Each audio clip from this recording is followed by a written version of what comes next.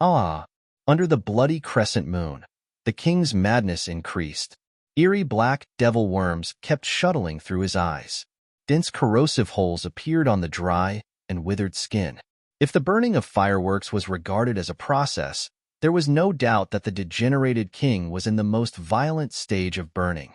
His night skills had long been forgotten and were replaced by more and more frantic fighting and killing instincts. Without legs, and there was no need for legs, even though he could only crawl on the ground, the king was faster and stronger than when he was a human being. Boom! The king brandished the black sword in his hand, and the black sword more than 3 meters long blew up strong winds in the ruins. Without any skill but just a simple slash, the sword's power wasn't inferior to the legendary sword skill, Blade Storm. This was the king's power. Now the degenerated king could be called a moving disaster, the incarnation of the nightmare. Oh, brother! Dashing away from the king's attack range with all effort, Yuanshi once again gathered the strength of his whole body. The sound of blood echoed in Yuanshi's body like a storm. The battle god seed was releasing more and more power. Nothing could exercise a person more than a battle to the death. Under the threat of the degenerated king, Yuanshi broke through the limitations of his body over and over again, evolving toward a higher level of the rigid body. For others, they would be exhausted before they could reach a higher level. Miracles are not without cost. Most of those who activated the potential of their lives could no longer stand up after they created miracles, because they had overdrawn all their vitality. The human body had its limits. The cost of breaking those limits was often life itself. However, Yuanshi had something to pay for it. The battle god seed. The seed from a legend, Cassina the battle god. It was like an extra core of power, which stored an amazing amount of energy from Cassina. The energy could be used to protect Yuanshi and improve Yuanshi's combat power when he needed it. It couldn't improve Yuanshi's talent, however. It could pay the price which Yuanshi should pay by using his own life force originally. With the battle god seed, Yuanshi could perform all the skills he had mastered without worrying about the limit of his body. Before he exhausted all the energy in the battle god seed, he was nearly invincible. Originally, Thunderbolt was an ultimate skill that would extract all the energy of the body. Only Yuanshi, who had the battle god seed, could perform this ultimate skill over and over again. The third Thunderbolt was far stronger than the previous two. The white Thunderball appeared between Yuanshi's hands, emitting bright lights, looking like a small sun. Taste this. Locking the king's giant-like body, Yuanshi unleashed the most powerful thunderbolt he could release.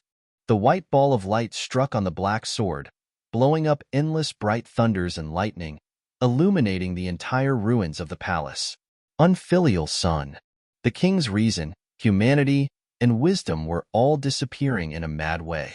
At these prices, he had gained a power that was far beyond the limits of any human being.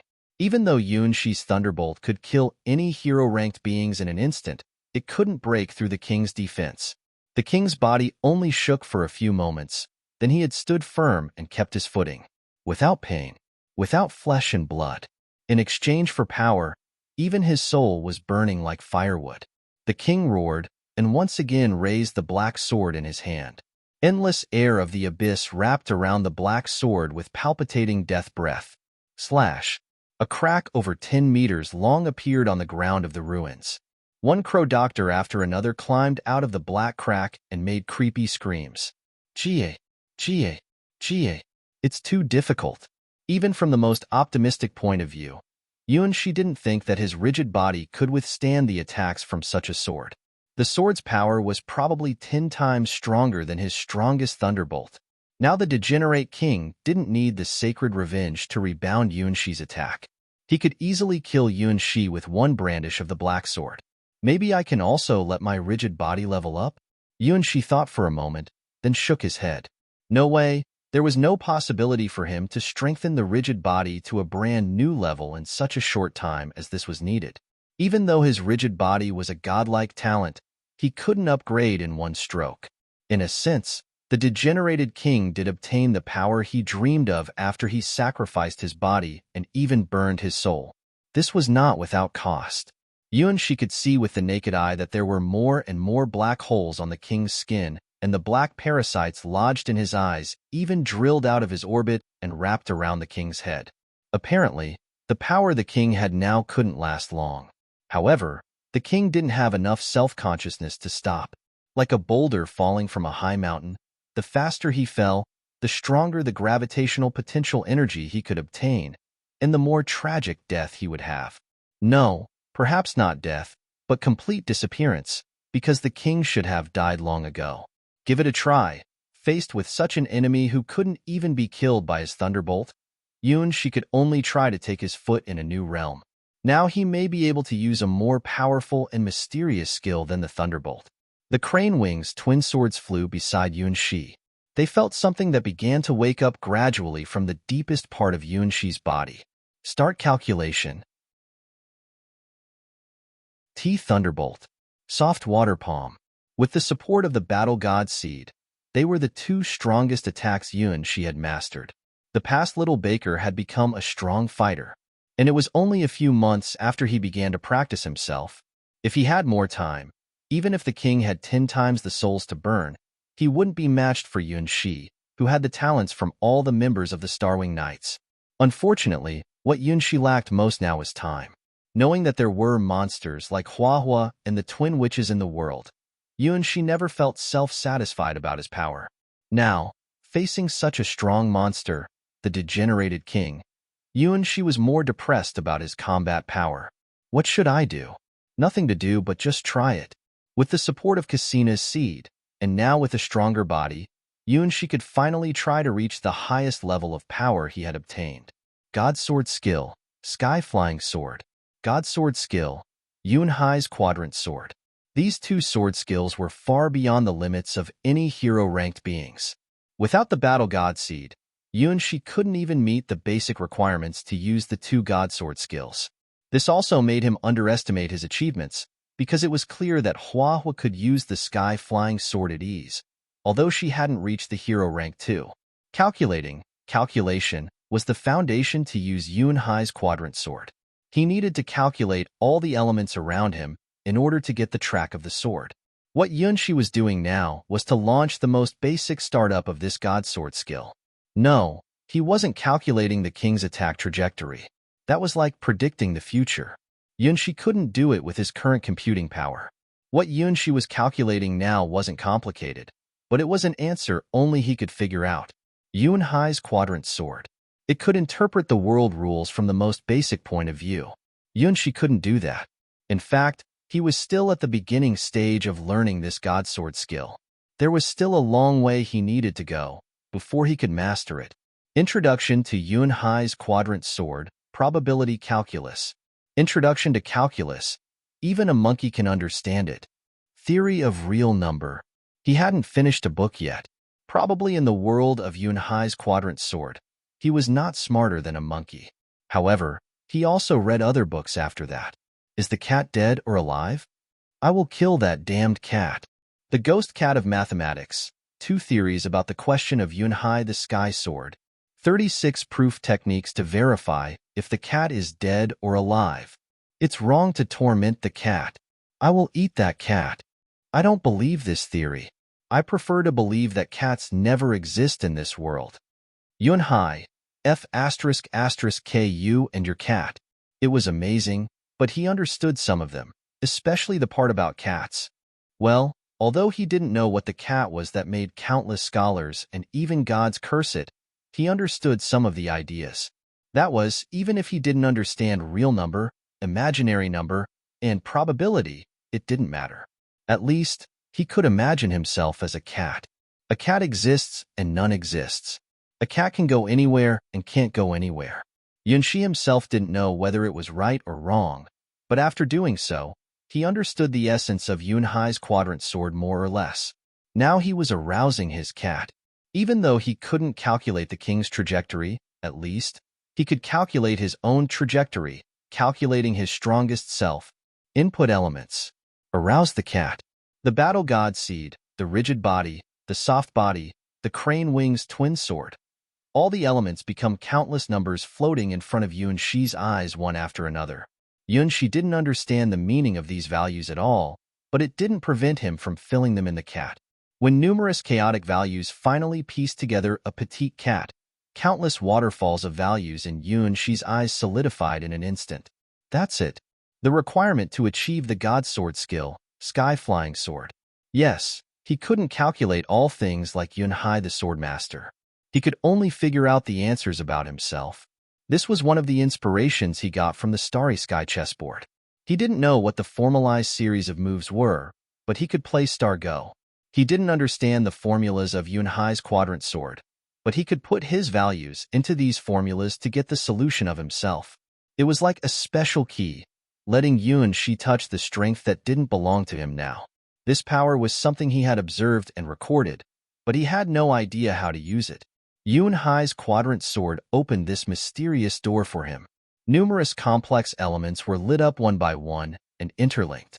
Finally, at the cost of consuming the energy of the battle god seed, Yuan-Shi depicted a future belonging to him. In a quadrant that only Yuan-Shi could see, something glowed fiercely. The cat appeared. A sword pattern with wings was lit up. God Sword skill, Sky Flying Sword, was unlocked. Probability. Real numbers. Imaginary numbers. Calculus. There are countless possibilities in the infinite world. In theory, if there were countless monkeys hitting keys at random for an infinite amount of time, they would almost surely type a great poem eventually. Yuan-Shi did not have countless monkeys to help him calculate, but with talents from all the girls of the Starwing Knights, he had touched the door of the Sky Flying Sword long ago. That door, for him, wasn't remote.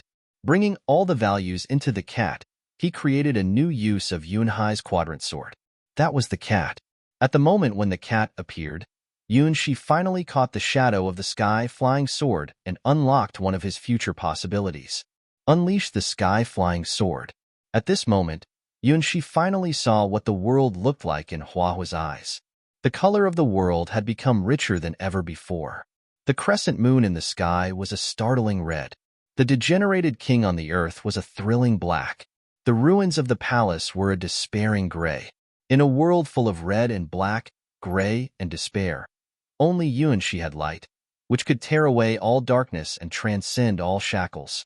That was the light from the Sky Flying Sword. The Sky Flying Sword didn't mean a sword flying in the sky, but the will of flying indefinitely and freely. The earth, gravity, and even the world couldn't bind the will of flying. This was the sword. It was hard to imagine what kind of will and creativity could create such a god sword skill. Unlike Yun-Hai's quadrant sword, which deduces and crushes all things, the Sky Flying Sword doesn't follow any rules, overriding everything. It couldn't be a sword skill for mortals. Did his childhood sweetheart master such a powerful sword skill? No wonder that Huahua could defeat Ouroboros. The Sky Flying Sword was just so strong. At this moment, Yuan-Shi had absolute confidence. I can win. There is no way I will lose. All along, he had a little inferiority toward his own strength. After all, he was comparing himself with Huahua and the Twin Witches, who were far beyond the average. Needless to say, he was wanted by his 4 ex-girlfriends, who were probably stronger than gods. Under such tremendous pressure, even though he was growing stronger and stronger every day, Yuan-Shi had never felt that he was strong. He lacked a kind of self-confidence, a confidence to face any opponents no matter who they were. But now, it was different. 2 doors had opened for him. Huahua's Sky Flying Sword and Yun-Hai's quadrant sword. When he saw the scenes behind the door, he finally understood. I am not weak. For the first time, he saw the world in his childhood sweetheart's eyes. Oh, the world is so beautiful and ugly. The world that was filled with innumerable rules. Every gust of air was evolving into a world containing billions of changes. Meow. Near his ear came the voice of a petite and lovely cat, which was the key to open the door of all things for Yuan-Shi, the incarnation of Yun-Hai's quadrant sword. Thank you. Yuan-Shi sincerely thanked the legendary swordmaster, Yun-Hai. Although his use of Yun-Hai's quadrant sword was a little strange, but it was useful, very useful. I like cats. From this moment on, Yuan-Shi felt that cats might be the most lovely creatures in the endless gods' domains. Crane Wing's twin swords flew high above the sky, dancing and singing. At this moment, She comprehended Hai's quadrant sword and used it as the key to unlocking Hua's sky-flying sword. The twin swords were also liberated from their ancient mission and gained a new life. The figures of two sword souls appeared in the air and smiled, looking at each other. The inheritor of the twin sword had opened the door leading to Hai's quadrant sword. The mission from Hai had been completed. From this moment, they didn't need to maintain the form of standard god weapon. They didn't need to suppress their power. From this moment, they could evolve themselves, becoming real god weapon. She would give the evolved Crane Wings twin swords a brand new name, a brand new history, and create a new legend.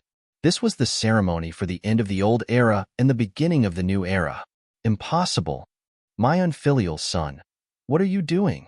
No matter how hard you struggle, you're going to die. Mortals will inevitably die. Only nightmares are eternal. The degenerated king raised the black sword in his hand with more fierce black flames burned. But now, She had no fear. Show me the power of the sky-flying sword. Recalling Hua's expression when she killed the male fiery dragon, She showed a faint smile. The world had become different. My unfilial son, die. The holes on the degenerated king's body increased, and the king's mind became crazier. It was the persistence that would burn everything up. It was an incredible power. The king sacrificed everything he had in exchange for power, without considering what impact it would have on the last kingdom of the world. The Mad King, the Mad Power, and the red crescent moon made everything mad. Boom! The slash was stronger, faster, and more violent than before. Like a cross to cut open the earth, a larger crack appeared on the ground in the center of the ruins of the palace. More crow doctors emerged from the black crack caused by the sword. This time, they grew wings and flew in the sky, making ominous howl under the bloody crescent moon. Caw, caw, caw. However, She was higher and faster than them. The king's attack couldn't even touch She's clothes. Like Hua, there were transparent light halos that appeared behind She's feet. They were the lights of the sky-flying sword. They were the marks which could ignore gravity and transcend the shackles of the earth. The king who had sacrificed his legs couldn't imagine the sword flying freely in the sky. For the vast majority of swordsmen, the battle takes place on the ground. For the sky-flying sword, its battlefield is infinite. The earth, the sky, and even the stars are all its battlefields. She could feel the heartfelt joy from the twin swords. Just like a good horse needed a good saddle, to god weapons, it was their luck to meet a master who could exert their power to the fullest. Because of this, only real geniuses could obtain god weapons recognition. If the user was too weak, many god weapons would even refuse to release their true power. However, Shi was different. As a mortal who had mastered 2 god sword skills, he was qualified to inherit and exert any god weapon's true power. In the face of his rapid growth, even the Crane Wings twin swords could barely follow his footsteps. For this reason, the sword souls in the 2 swords finally made up their minds. It was time for rebirth. If we cannot catch up with our master's footsteps, then we have no meaning of existence. Ding! Ding! With Shi's flying, the blade of the twin swords began to drop tiny debris bit by bit. The twin swords' exquisite bodies began to break up slowly. Like a butterfly hatched from a cocoon, the Crane Wings twin swords began to evolve. Even with thousands of years of historical accumulation and the inheritance from Hai the sword master, it was still a dangerous leap for the twin swords. If there was an accident, they wouldn't have any chance to survive. However, swords are lethal weapons. If they couldn't help their master in battles, then they would lose the meaning of existence. Crane Wings twin swords didn't want to be such decorations. With Shi's talent, he met the requirements of almost all ownerless god weapons. As Shi's first standard god weapon, Crane Wings twin swords would never allow such a situation to occur. It's time. In the twin swords, the male sword soul held the female sword soul's hands. Although they appeared as teenagers, sword souls actually had no gender. They just chose to visualize according to their preferences. What kind of future will we have? The girl's sword soul looked at the boy's sword soul somewhat uneasily.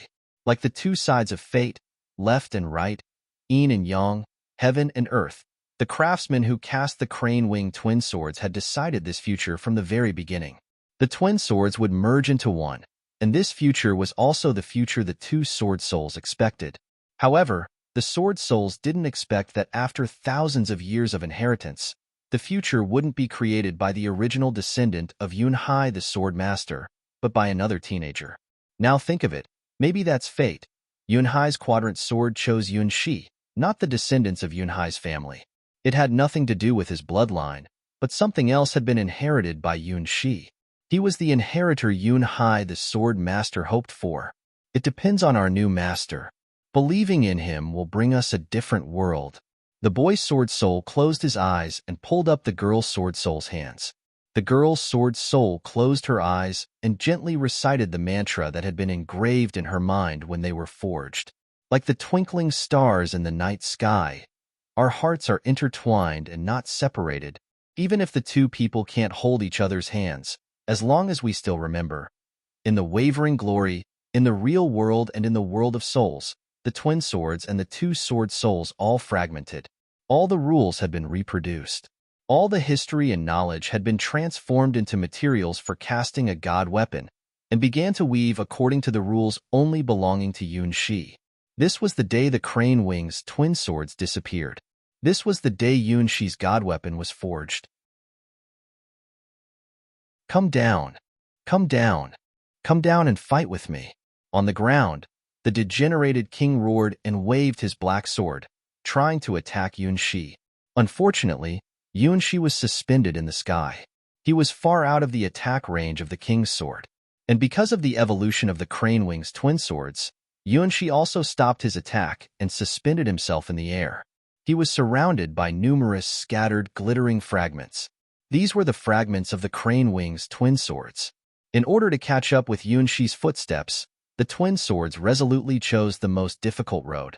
All the materials that made up the twin swords had become fragments. From this moment on, the twin swords actually disappeared. The pair of sword souls chose to return everything to zero. Yunhai's quadrant sword only needed one heir.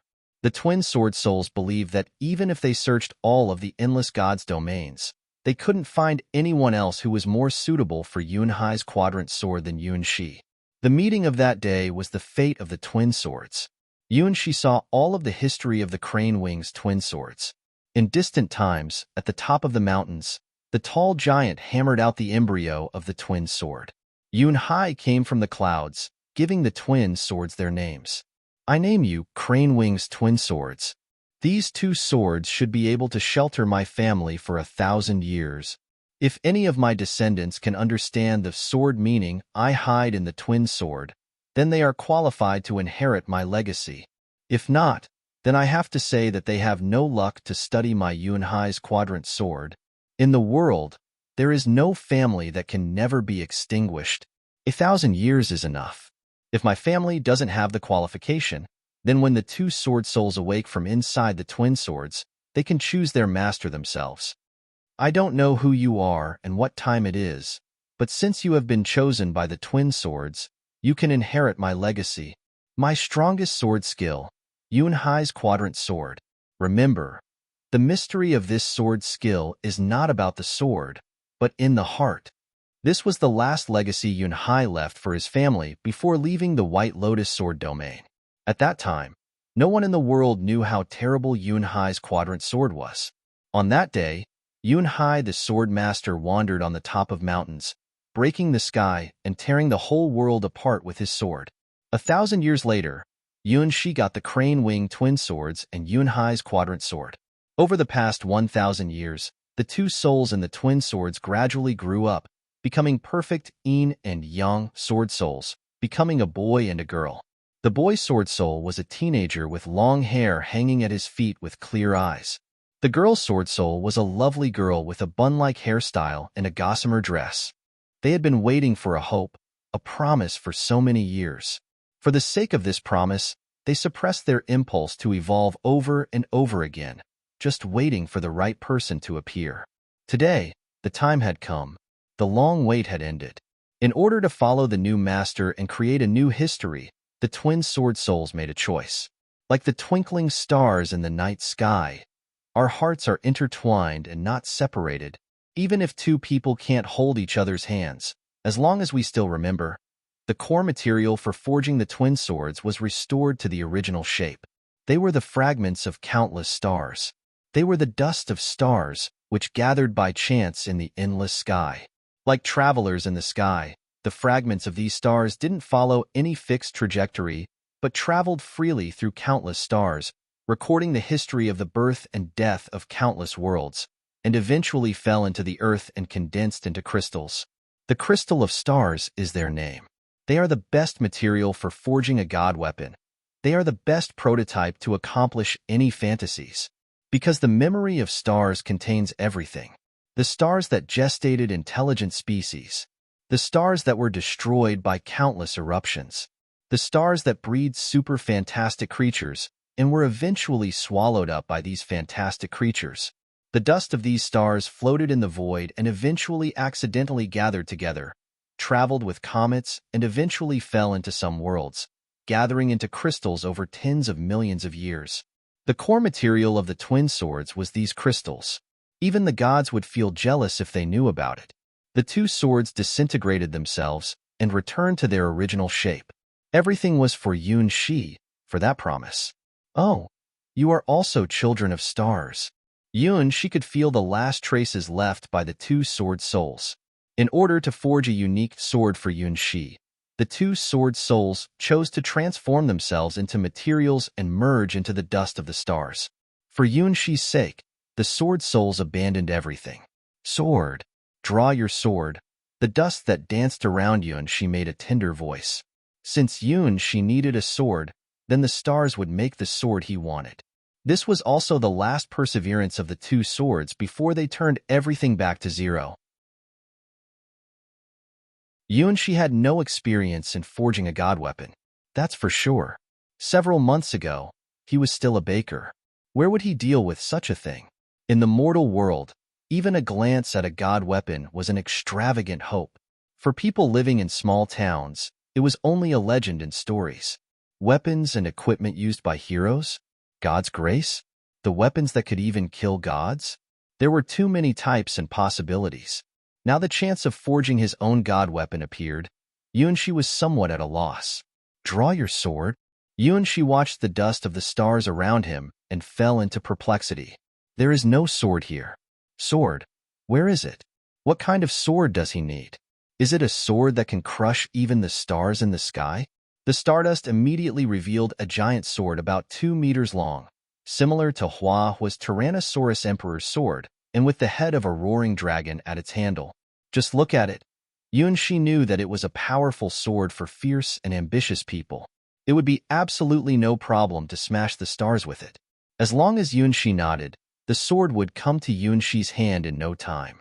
As long as the sword was pulled out, Yun Shi would surely become a hero that could slay even dragons. No, not this one. Yun Shi shook his head. This sword was strong enough, but it was not suitable for him. It should be more suitable for Hua. With the disappearance of the giant sword, Yun Shi began to think about the sword more suitable for him. Perhaps I need a sword that can improve my wisdom? Is such a sword suitable for me?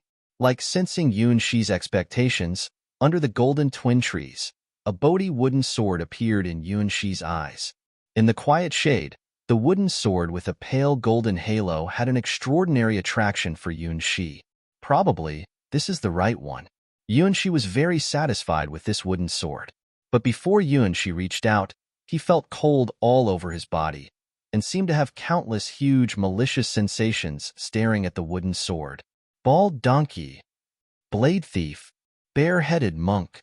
Across time and space, the sound of curses bombarded the wooden sword, and the dust of the stars that made up the outline of the wooden sword were trembling.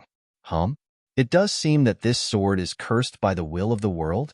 Yun Shi watched the wooden sword disappear in front of him. Well, okay. Is there anything else? Yun Shi continued to wait, and the dust of the stars didn't let Yun Shi down, and began to condense new swords that may be suitable for him. Compared with the memory capacity of stardust, human memory was not worth mentioning.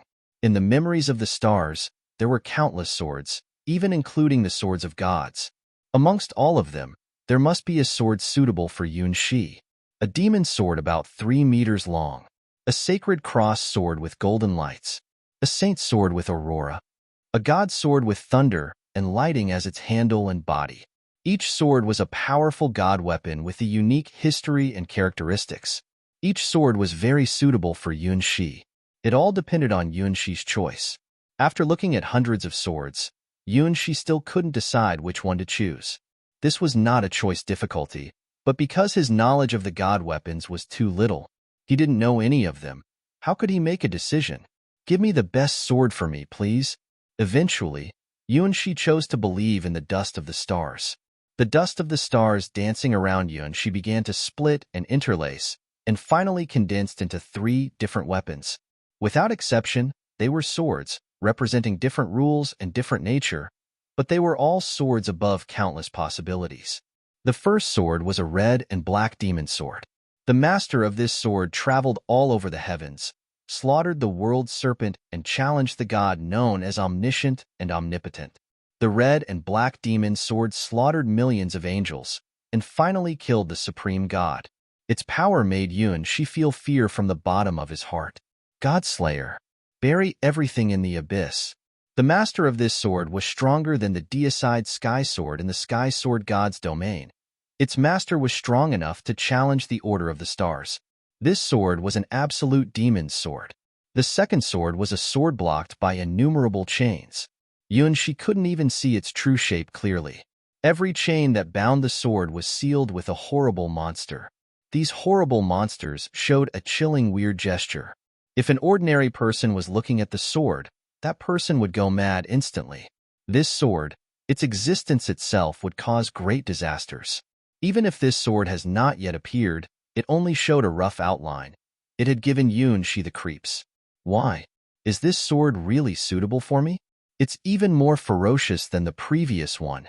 The third sword was a transparent sword, but vaguely reflects the beautiful figure of girls. Girls have perfect features with wings of different colors stretched out behind them. Vigorous green wings that can bring endless vitality.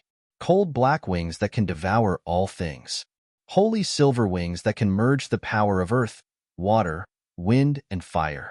Well, that's it. Yunxi made a choice. The past, the present, and the future was in different shapes. Amongst the 3 swords representing 3 different powers, Yunxi chose the last one. The reason for choosing the third one was simple. Because this sword was the most beautiful one, and it released the most familiar atmosphere Yunxi could feel. Well, that's it. Since even the dust of the stars thought that these 3 swords were the best, there was no need to doubt them. While Yunxi made his choice, the red and black demon sword disappeared first in front of him, and the unknown sword with numerous chains fled, just like what happened when he chose the 3-star spirits. However, Yunxi had a kind of vague foreboding that he would still deal with those 2 swords in the future. The last sword left was the transparent crystal sword reflecting the girls. On the colorless and transparent sword body were the feathery figures of the girls, weaving a 7-color dreamlike world. Now, Yunxi could see only 3 colors. Green represents endless vitality. Black stands for cold silence. Silver represents sacred supreme silver. 3 colors were far from the limit of the girls, and more colors were hidden in the colorful world. Sword. Choose. Countless dust of the stars began to spin, which was a big step on the way for the star child to grow up. From this moment on, Yunxi finally possessed the unique god weapon cast by the dust of the stars for him. Reaching out and touching the revolving dust, Yunxi saw the memories of countless stars.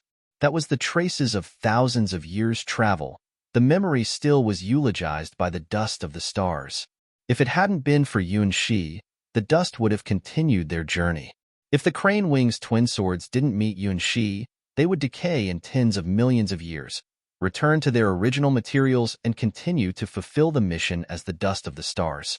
Only when they were cast into a god weapon could the dust of the stars really have a new life, weave new legends and new myths. Only a god weapon is immortal. Even after thousands of years, millions of years, the god weapon would still stay and witness the changes of the universe. Every god weapon had more or less the crystallization of the dust of the stars, so the dust of the stars could find so many swords for Yunxi.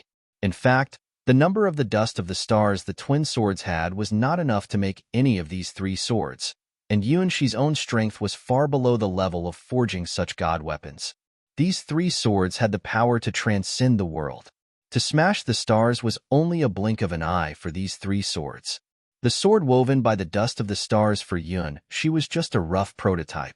This crystal sword would accompany Yun Shi and grow up together and witness the journey of the Star Child. Name. What's the name? This sword had no name now, because it was a sword that belongs to the future. A holy sword only existed in theory at this time point. No, it wasn't enough to describe the sword with holy or evil.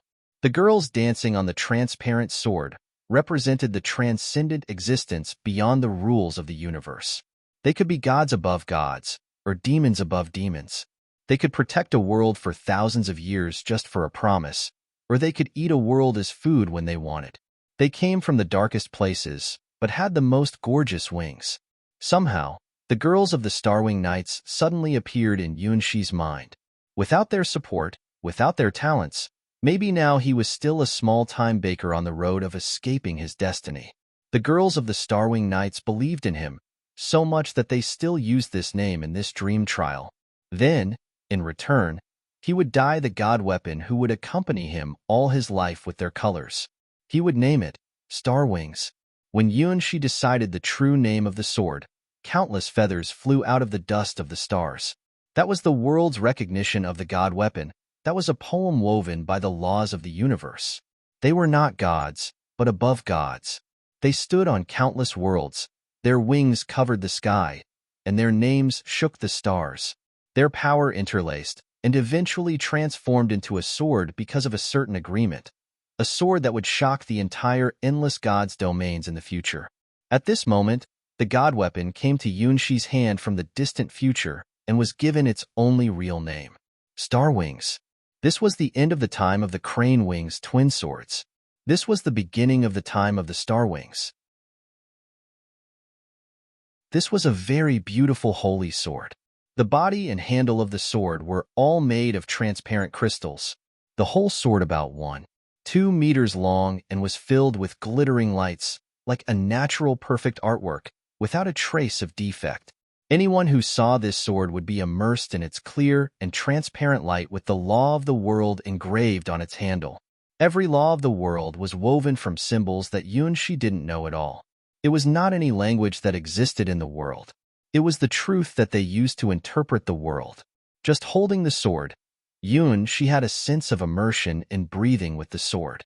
The twin swords abandoned everything and eventually transformed into this god weapon that only belonged to him.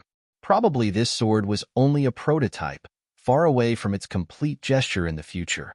The power of the future Star Wings was beyond even Yunshi's comprehension. But that didn't prevent him from loving the first god weapon he really had at the moment. The feeling of the handle was like touching the soft skin of a girl. It was not cold at all, but very warm. The sword was in his hand and in his heart. Yunshi could feel that this sword had a mysterious power, which he may not be able to release but a fraction of a percent of now. He couldn't even figure out the type of the sword. Was it a holy sword or a demon sword? From this sword, Yunshi felt the destruction of everything, but also the vitality of countless lives.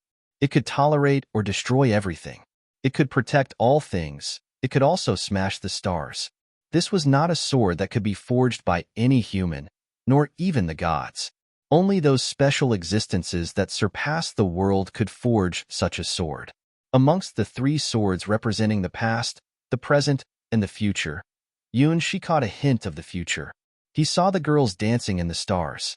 They, in the distant future, would become masters of the stars, and only at that time would this sword be born.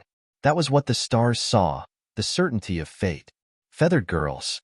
Some of them had been born in this era, some were still sleeping in the cradle, but in the future they would surely step on the top of the stars and become gods above gods, transcending all things. It was the only sword that was comparable to the 2 strongest swords that represented the past and the present. The red and black demon sword symbolizes the destruction and death of all orders. The unknown demon sword represented chaos, disorder, and madness. Star wings symbolized the order and rules, the trend of the future, but the wings of the stars wouldn't be bound by any force, because those figures themselves represented infinite freedom. There was only one person who could grasp the wings of infinite freedom. Star Wings was the promise someone made with the girls with wings. At this moment, Yunshi didn't realize what kind of promise the Star Wings represented, because it hadn't happened yet at this moment. It was just a possibility of the future.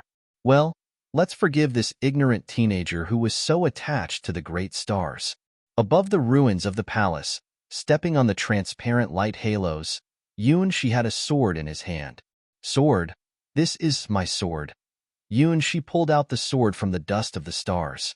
At this moment, his eyes were full of glory and confidence. Unlike the three water gods' gifts, unlike the light stove, Jian Drive, from the Golden Crow Princess, this was a god weapon that only belonged to him and was forged by himself. Whether in the star trials or in the real world, it would always accompany him to fight together, grow together, and become his sword of strength. Now, let me see the power of this sword, he said, but still didn't know the nature of the sword in his hands. Yunshi took a deep breath and took a step forward. Incredibly, just holding the sword in his hand, his body had become as light as the air. The whole world had become clearer and more real than ever before. Yunshi even saw the blood-colored particles scattered on the edge of the forgotten ruins. Star Wings was like Yunshi's eyes and ears, taking the place of a part of his body to observe and understand the world from a new perspective. This kind of ability apparently didn't belong to the hero rank. Only the legend rank could observe the world from this angle. The degenerated king, who was almost invincible in Yunshi's eyes, just now was full of flaws in Yunshi's eyes at this moment. Did the degenerated king weaken? No, when Yunshi chose and forged the Star Wings, the king was still sacrificing his humanity, wisdom, and soul. He was still growing stronger, and the air from his body could even make the sky tremble. Yunshi had become stronger. After acquiring Star Wings, it was like obtaining a pair of wings that could fly freely in the sky. The degenerated king was no longer fearful of Yunshi, who could fly in the sky. The halos under his feet broke, and Yunshi fell like a meteor from the sky. The power of the sky-flying sword launched. Ah, come on. It seemed that the degraded king had foreseen something and became madder. Large holes appeared one after another in his bony body, and the long shattered armor could no longer hide his terrible body. Burning. In the final stage, the firewood named King exploded into its strongest strength. Yunshi could have completely ignored the roar of the degenerated king. As long as he maintained his position above the sky, he would have seen the king's self-destruction. But he came. Yunshi accepted the final challenge of the degenerated king. Sword versus sword. Transparent halos spread at Yunshi's feet in succession, like the notes of the world. In Yunshi's eyes, the world was so beautiful and clear. I see it. The king's unwillingness, despair, and madness. I see the constant loss of humanity from his body and the reflection of the blood-colored crescent moon that constantly engulfed him. Hiss! Hiss! Hiss! The familiar evil whispers resounded around Yunshi's ear, promised him an invitation. Come on, if you are willing to give your most important things, you can get everything you want. As long as you can complete the sacrifice, then any wish can be realized. Star Wings in Yunshi's hands emitted transparent sword lights and become transparent flying birds. This is one of the characteristics of Star Wings. Wings. One transparent bird after another soared in the sky, then drew a mysterious trajectory and freely flew to the degenerated king. Pat! Pat! Pat! This was the sound of the flying birds waving their wings, clear and melodious, like the notes played by Yunshi. The black sword swept and split, trying to strike down these beautiful birds, but these birds, as if they had their own wisdom, would automatically avoid the king's foolish attack strokes and even change their trajectory and fly to the king from different angles. Ding! Ding! Ding! Like butterflies flying, like bees shuttling, transparent birds broke through the blockade of the king's black sword one after another and broke apart on his 5-meter-tall body. Only a very small part of them hit the king's black sword, turning themselves into dust-like debris. The birds that struck the king's body easily broke the king's long-broken armor, and then penetrated the king's body. Abandoned the god weapon, Sacred Revenge. The degenerated king was no longer able to launch the god weapon's rebound ability and was penetrated by the special attacks released by Starwings. Yes, these special birds are the unique attacks of Starwings, the most basic way of attacking. They had basic self-will and wisdom, knowing how to avoid obstacles, and even take the initiative to sacrifice themselves to help peers break through the enemy's defense. Bang! Bang! Bang! The king's 5-meter-tall body was like rotten wood, and the body that was about to burn up began to break and crush. Unfilial son, take my last sword attack. At the last moment of his life, the degenerated king seemed to have regained a little sanity, clasping his black sword in both hands and making a deafening roar. Under the moonlight of the bloody crescent moon, the huge body with many holes once again released trembling power. It was some kind of perseverance. Even though she didn't recognize the king's inexplicable perseverance, but also respected the will of not giving up. So she brandished his sword. This was his response to the king's final challenge. Even if he only needed to release the special birds, he could easily tear up the king's body. He still attacked. The earth uttered an overwhelming cry, and the ruins of the whole palace were sinking, leaving only the king to unleash his last strongest strength. The vast black air spread throughout the king's body, swallowing up all the remaining sacred revenge. In a moment, the king's body increased by 1/3 and became a giant body about 7 meters. Chi, chi, chi. The birds that had drilled into the king's body exploded, and the king's riddled body was shaking. The king raised his black sword high in his hand and ignited his final body and soul. In the bursting flame, the king turned into a burning sword. It even suspended in the air for a short time, locking on Yunshi's body. Undoubtedly, this was the strongest blow formed by the last persistence of the degenerated king, for which he even abandoned his human posture. Stepping on the transparent light halos, Yunshi rushed to the king's incantation, the burning black sword without fear. Boom! The black fire sword swung down, 10 times stronger than the one that split the palace before. The light halos under Yunshi's feet were broken, and his position was changed in an instant. That was the track that human sword skill is absolutely impossible to establish. That was the outline of God's sword skill. In front of the sky-flying sword, the rule of gravity completely failed. No matter how strong the degenerated king's sword was, it was meaningless to face he who could change his position freely. Limited to the human concept, even if the king's power had been increased 10 times, he was only debris bound to the earth, unable to pursue the shape of the sword flying in the sky. The light of the sword danced on the last remains of the king. As if the strings of the world being struck, it was Yunshi's sky-flying dance, the light of sky flying which first appeared in the world of the Dragon War. Each sword hit the huge black fire sword accurately and correctly. Every sword ran through the last burning wreckage of the king. The overwhelmed birds burst out inside the black fire sword, tearing up the last resistance of the firewood. Sky-flying sword versus black fire sword. Victory! This was the power of a god sword skill. Boom! The black fire sword formed by the last wreckage of the degenerated king finally fell down and turned into black ashes. The black sword, which was supposed to be the king's last weapon to fight back, didn't even burn the corner of Yunshi's clothes. This was the first time he personally felt the horror of the sky-flying sword. This sword skill does not belong to the human world at all. When performing this sword skill, he even had an instinctive impulse to fly up to the high sky, overlooking the earth and all living beings. Compared to the creatures that can fly freely, human beings were as humble as ants or ground worms. Who on earth can create such a god sword skill? Unlike Yunhai's quadrant sword, this is not an area that human beings can take foot in. His mind was filled with questions when he landed from the air, standing in front of the wreckage of the king. The king seemed to try to say something before his death. Unfortunately, he was shattered by the sky-flying sword and didn't have the chance to leave a message. Sorry, I didn't want to fight you. Looking up at the bloody crescent moon in the sky, Yunshi sighed. If the king had not pushed him into despair, he would not have desperately lifted his strongest trump card. Using the sky-flying sword is not without a cost. After all, he's not Hua. The power to liberate the power of the sky-flying sword came from the battle god seed. Otherwise, he wouldn't have a chance to use it at present. Perhaps even Cassina, who planted the seed in Yuan-Shi's body, didn't think that Yuan-Shi could use the battle god seed in this way, which wasn't something that could be touched upon at his level. In this state, probably, this state can last a quarter of an hour? This was the time from when he liberated the sky-flying sword to when he killed the king. In this short moment, Yuan-Shi pumped out the energy stored in the battle god seed. This is the last trump card Cassina prepared for him. With it, he can even escape from the legend rank.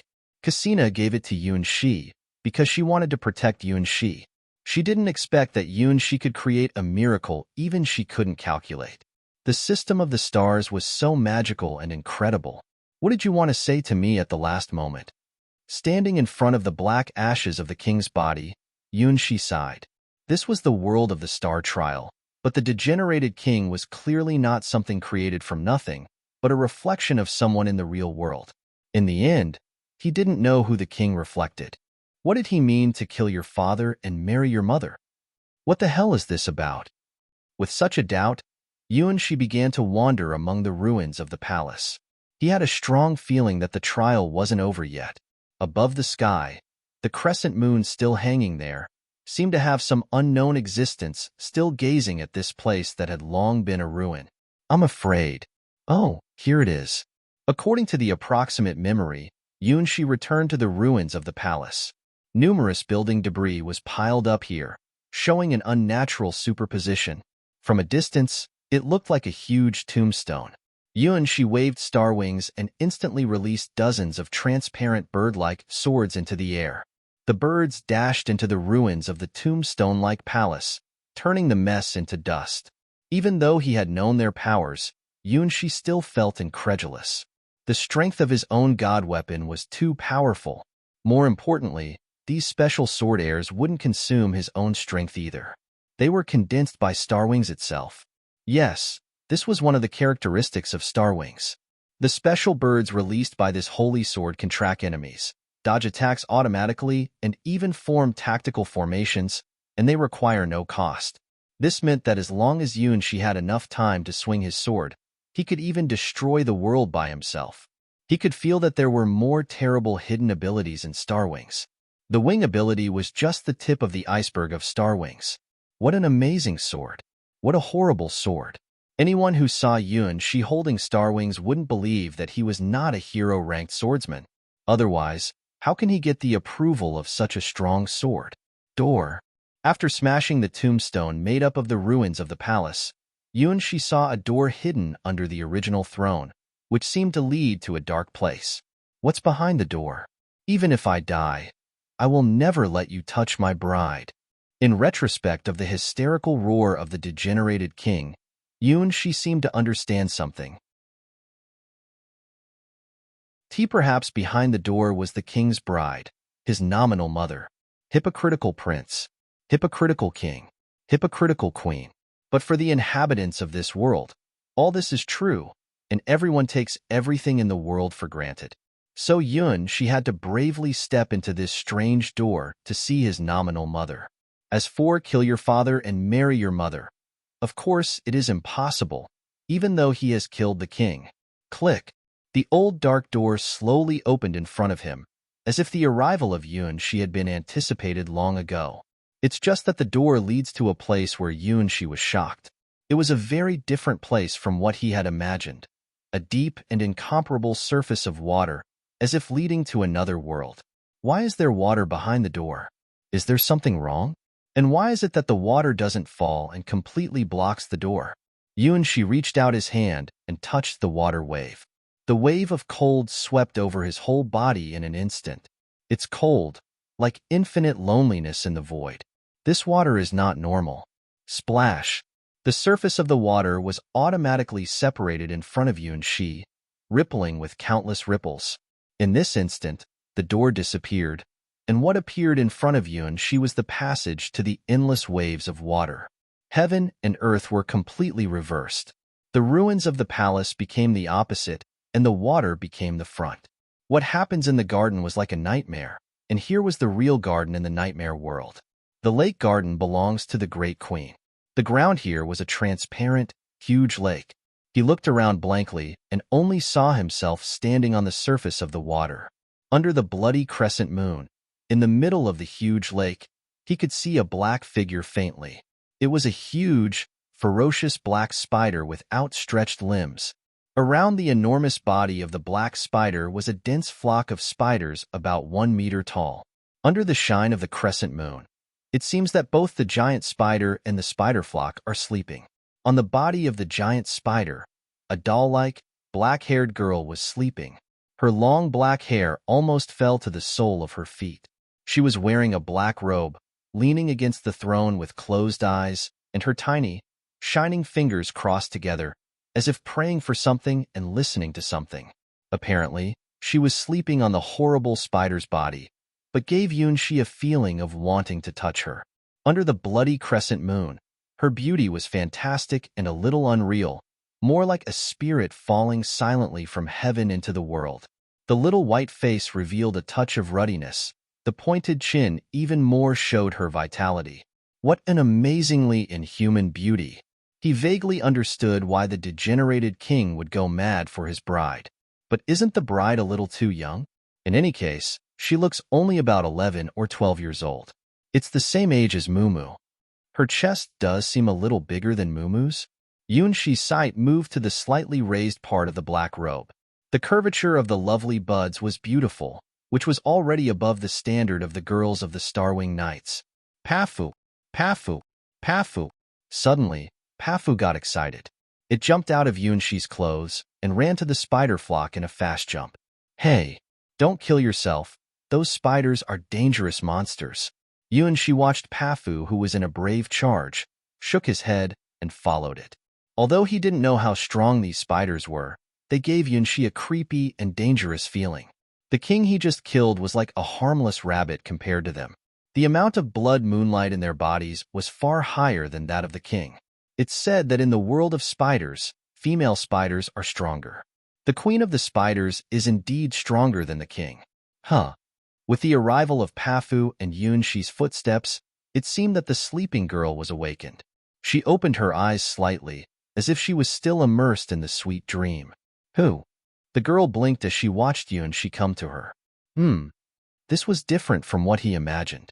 Isn't the queen the hidden boss of this star trial? Looking at the giant monster and the dense spiders, Yunxi was ready to die hundreds of times before he could clean this area. How does it look different from his imagination? To marry such a young bride? The king is a real pervert. Dream. It's been a long time since I had a dream. The girl stood up and stretched, looking at Yunxi with innocent eyes. Do you want to touch my darkness? The soft voice, the pitiful and lovely face. Well, Yunxi felt that he could forgive the king. Not everyone could resist such a temptation. Your darkness? What is that? It's the crescent moon tonight. You who can see the moon, you who are in the dream, poor man. This is the will of the ancient gods. May you have peace, and let the prisoner of this dream have a happy awakening. I hope that one day what happened here will become a beautiful and vague memory. Prince, what are you looking forward to? Even in such a dark night, you can still see the moonlight. Have you decided yet? Is it the age of darkness or the age of fire? The black-haired girl, the queen of spiders, gazed at Yunxi and waited for his choice. Sorry, I don't know what you're talking about. Yunxi thought that he was looking for the wrong person. Is this really the king's bride, the queen of this kingdom? He had a feeling that if he promised her, everything would soon embark on a different road of fate. Tonight, the moon is beautiful. Do you want to get my blessing? The queen stroked the fluff of the giant spider under her feet. Her bare white feet gently stepped on Pafu, who was rolling, and her eyes were gentle and peaceful.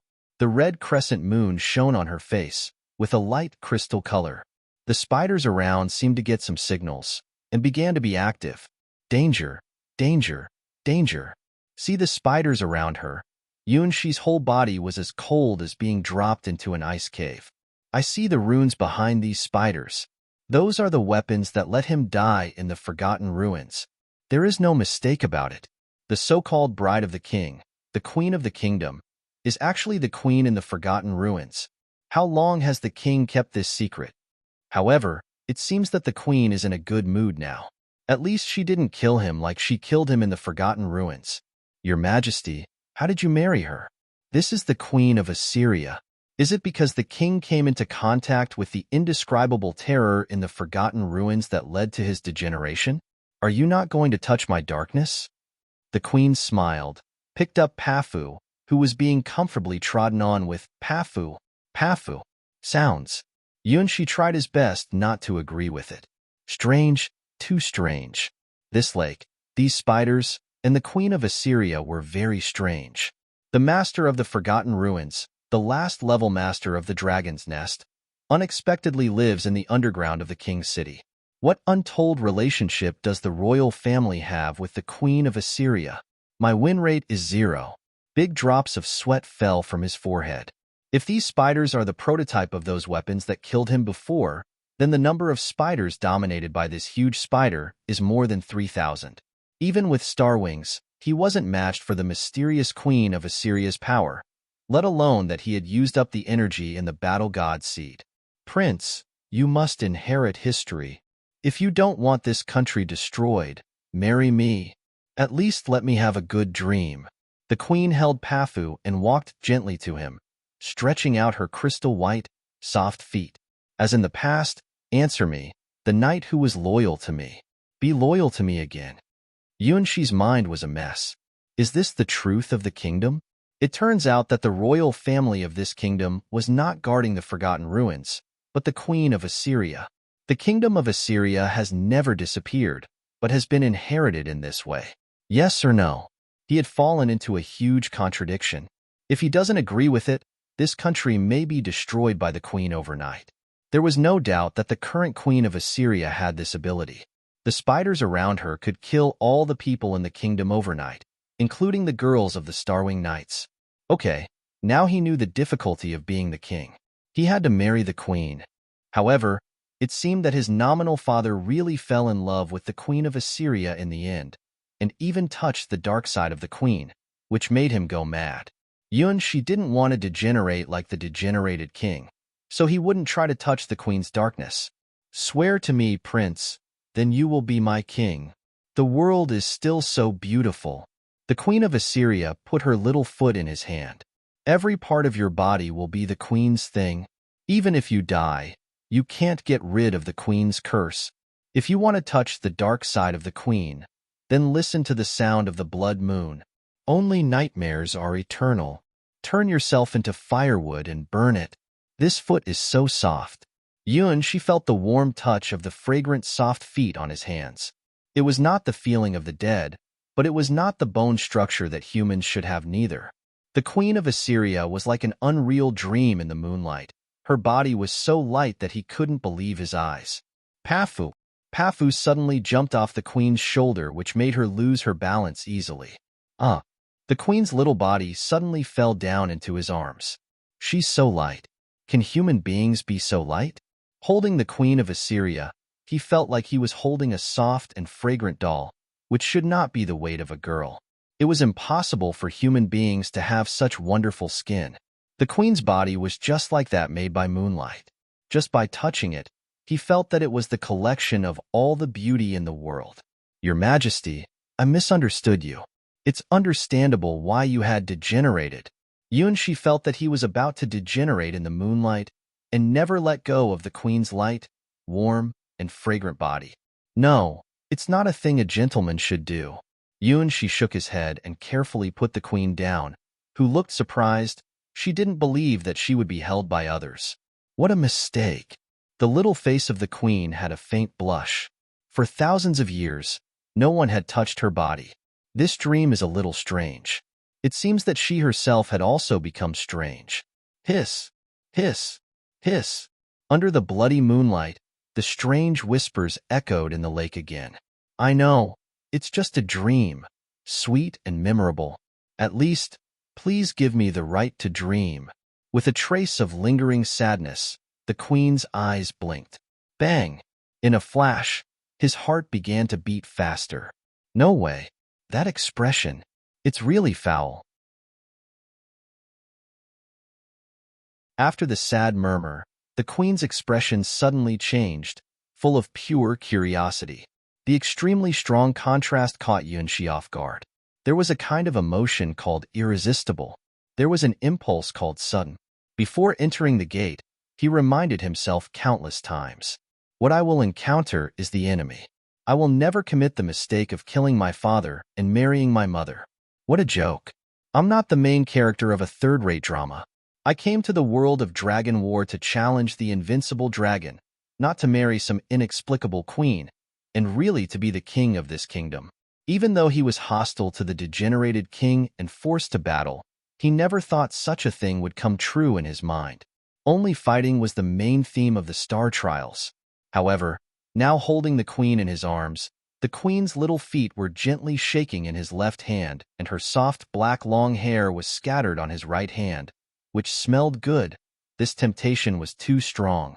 In the face of the doll-like queen, Yunxi couldn't say no at all.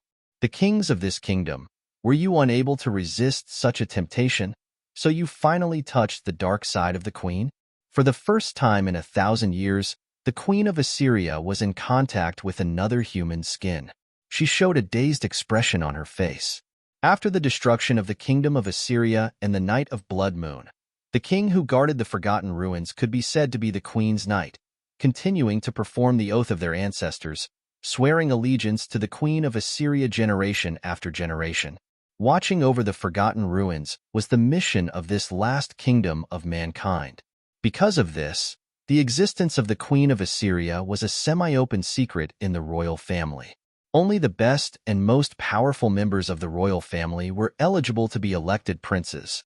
When the king could no longer fulfill his duties as a knight, the prince would inherit the mission of the royal family, come to this lake, and swear allegiance to the queen of Assyria sleeping on the throne of spiders.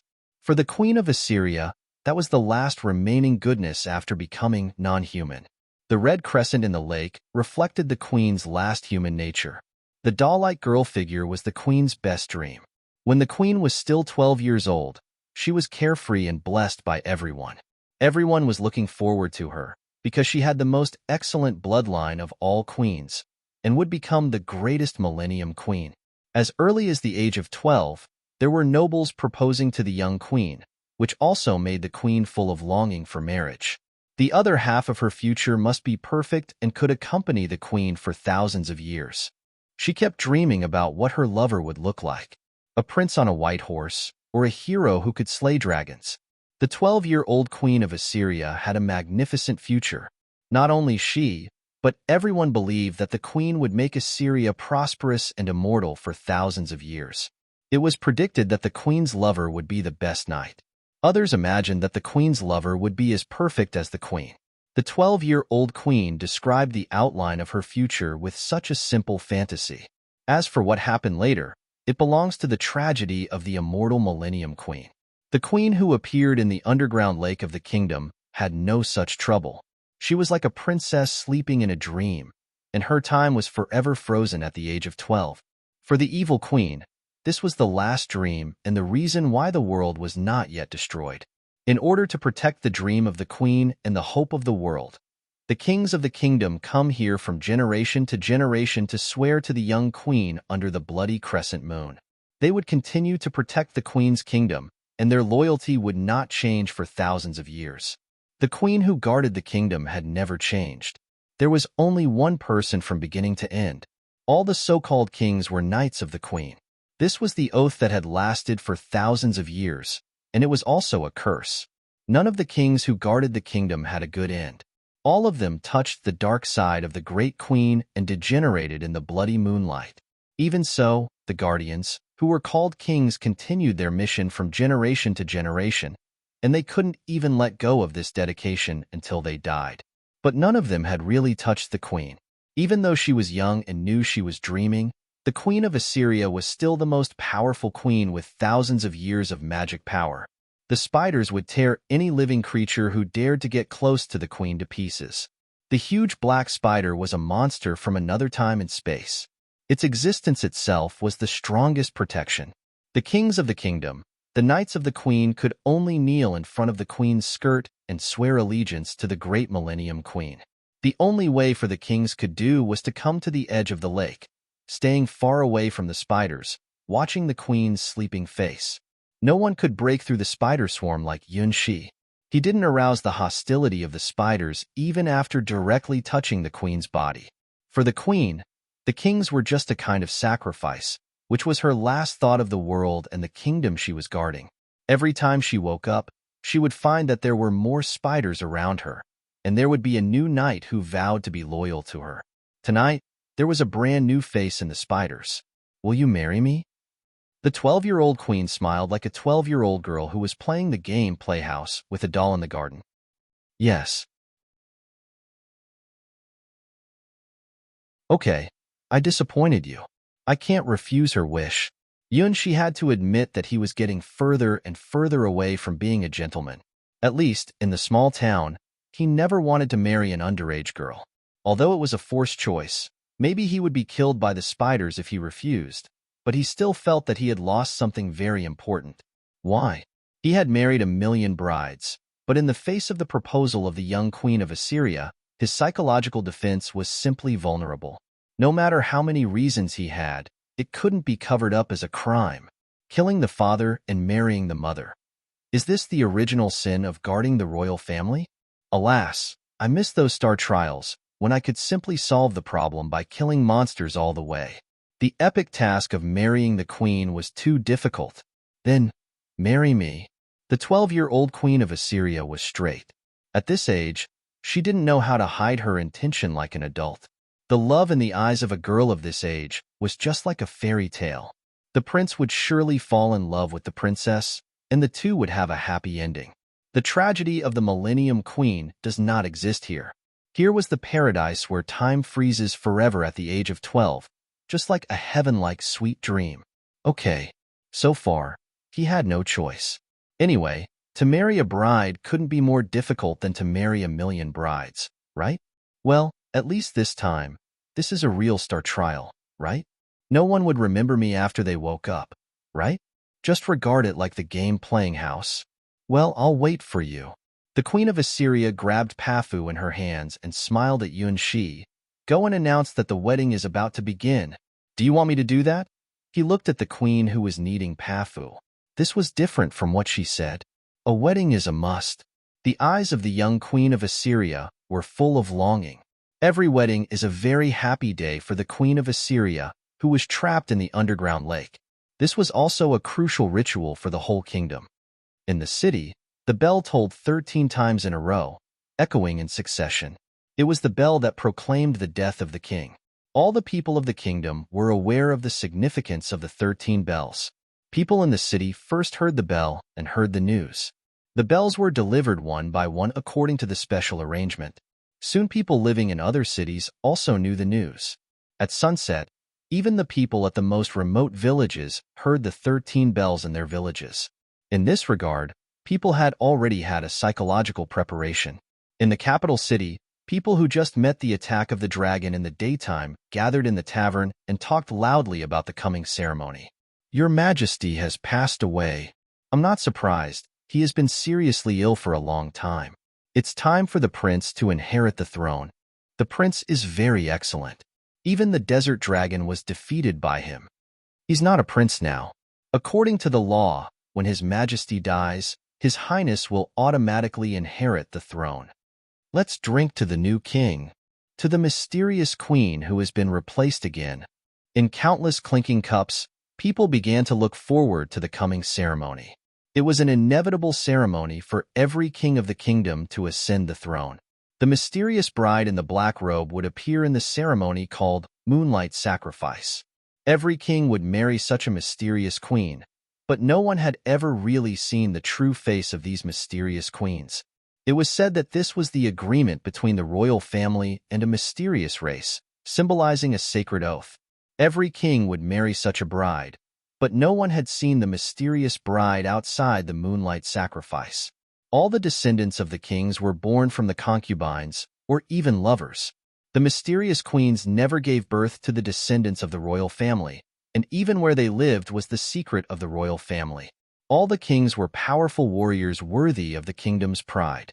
The prince of this generation was also known as the most talented swordsman of the kingdom. His wedding ceremony, the moonlight sacrifice, would undoubtedly be a grand event for the whole kingdom. When the old king died and the new king ascended, as long as people had a little identity and financial resources, they would come from all sides of the kingdom to witness this historic moment. The last king was praised as a knight close to perfection. During his term of office, he worked very hard. Until he fell ill, he was a hard-working and diligent king, deeply loved by the people. In order to remember this great king and celebrate the birth of a new king, the whole kingdom had been in a busy state since the bell rang. Prince, you made a choice. It's the right choice, the choice of destiny. In front of you and she, Robin, who dressed in royal augur robe, looked at him with complicated eyes. Ah, as you said, I can't escape, he sighed. He had no choice, because he didn't even have the right to refuse. If he didn't want those horrible spiders running out of the underground lake, he had to marry the Queen of Assyria. That was to say, there were only two options from the beginning. Marry the Queen of Assyria and save the kingdom. Escape from the kingdom and watch the kingdom being destroyed. It was really hard to choose one from the other. In fact, there was no choice at all. This choice was so difficult that he had to think if there was something wrong with his life, and found out that Robin seemed to have seen through everything. Then, according to the ancient ceremony, Prince, you have to prepare the gift of marrying the queen. He didn't know if it was his imagination, but he felt that Robin's voice was extremely sharp today, as if she were very dissatisfied. Didn't you tell me that only killing the father and marrying the mother can ascend the throne of this kingdom and gather all forces to fight against the terror dragon? Why now you look at me with such contempt? The next most important thing is the wedding ceremony. Robin looked at Yuan-shi seriously, with a look of contempt and pity. Wedding? Is there anything to pay special attention to? Yuan-shi's impression of a wedding was that two people work hand in hand, vow in front of the church or parents, exchange rings, and then the ceremony is done. Well, is it to discuss the making method of the wedding cake? He had rich experience in this. As a hero-ranked baker, he was a little confident in his ability to design cakes. Should I design a super large cake with a 9-story tower structure? The wedding ceremony with the queen is special. Prince, you have to make a puppet by yourself. Robin looked at Yuan-shi with some doubts and said what every king must do according to the tradition. Puppet? Yuan-shi asked, confused, and looked at Robin. The queen can't leave the underground lake, so a puppet must be made to attend the wedding ceremony. In the palace, there is a special room for kings to make puppets. Prince, since you are going to marry that queen, you will naturally make a corresponding puppet. As the royal augur, Robin informed him of the very important information. I see. Yuan-shi finally understood why the forbidden queen of Assyria could appear in public to marry the kings. It turns out that she was using puppets. So, what I have to do is to make a puppet for her according to the rules. Yes, according to the tradition. The better the puppet you make, the more you will win the favor of that queen. This is a top priority of our kingdom, Robin said very seriously. The young queen, who would only appear under the red crescent moon, couldn't come to the sun with her true body. If her true body appeared, this kingdom would be destroyed just like the destruction of the ancient kingdom of Assyria. The weddings of the kings and the queen of Assyria were actually the weddings of the kings and the puppets made by kings. This secret was known only to the kings and the royal augurs who presided over the queen's wedding. No one would think that the mysterious bride married to the kings was not human at all. For the queen of Assyria, who couldn't leave the underground lake, the wedding had been a long history of thousands of years. It was a rare festival for the queen to go out to see the world and feel the sunshine, even though she was in the form of filling in the bodies of the puppets. Because the puppets made by kings were different, mainly because of the technical problems, the mysterious brides in people's eyes were not the same person. This time, Yuan-shi needed to help the queen of Assyria make a wedding puppet just like what all the previous kings had done. Well, I see. Yuan-shi thought that since the kings before had all completed this task, it should not be difficult to make a puppet. He also wondered if all the kings before had such artistic talent to make people in the kingdom believe that the puppets were the real bride.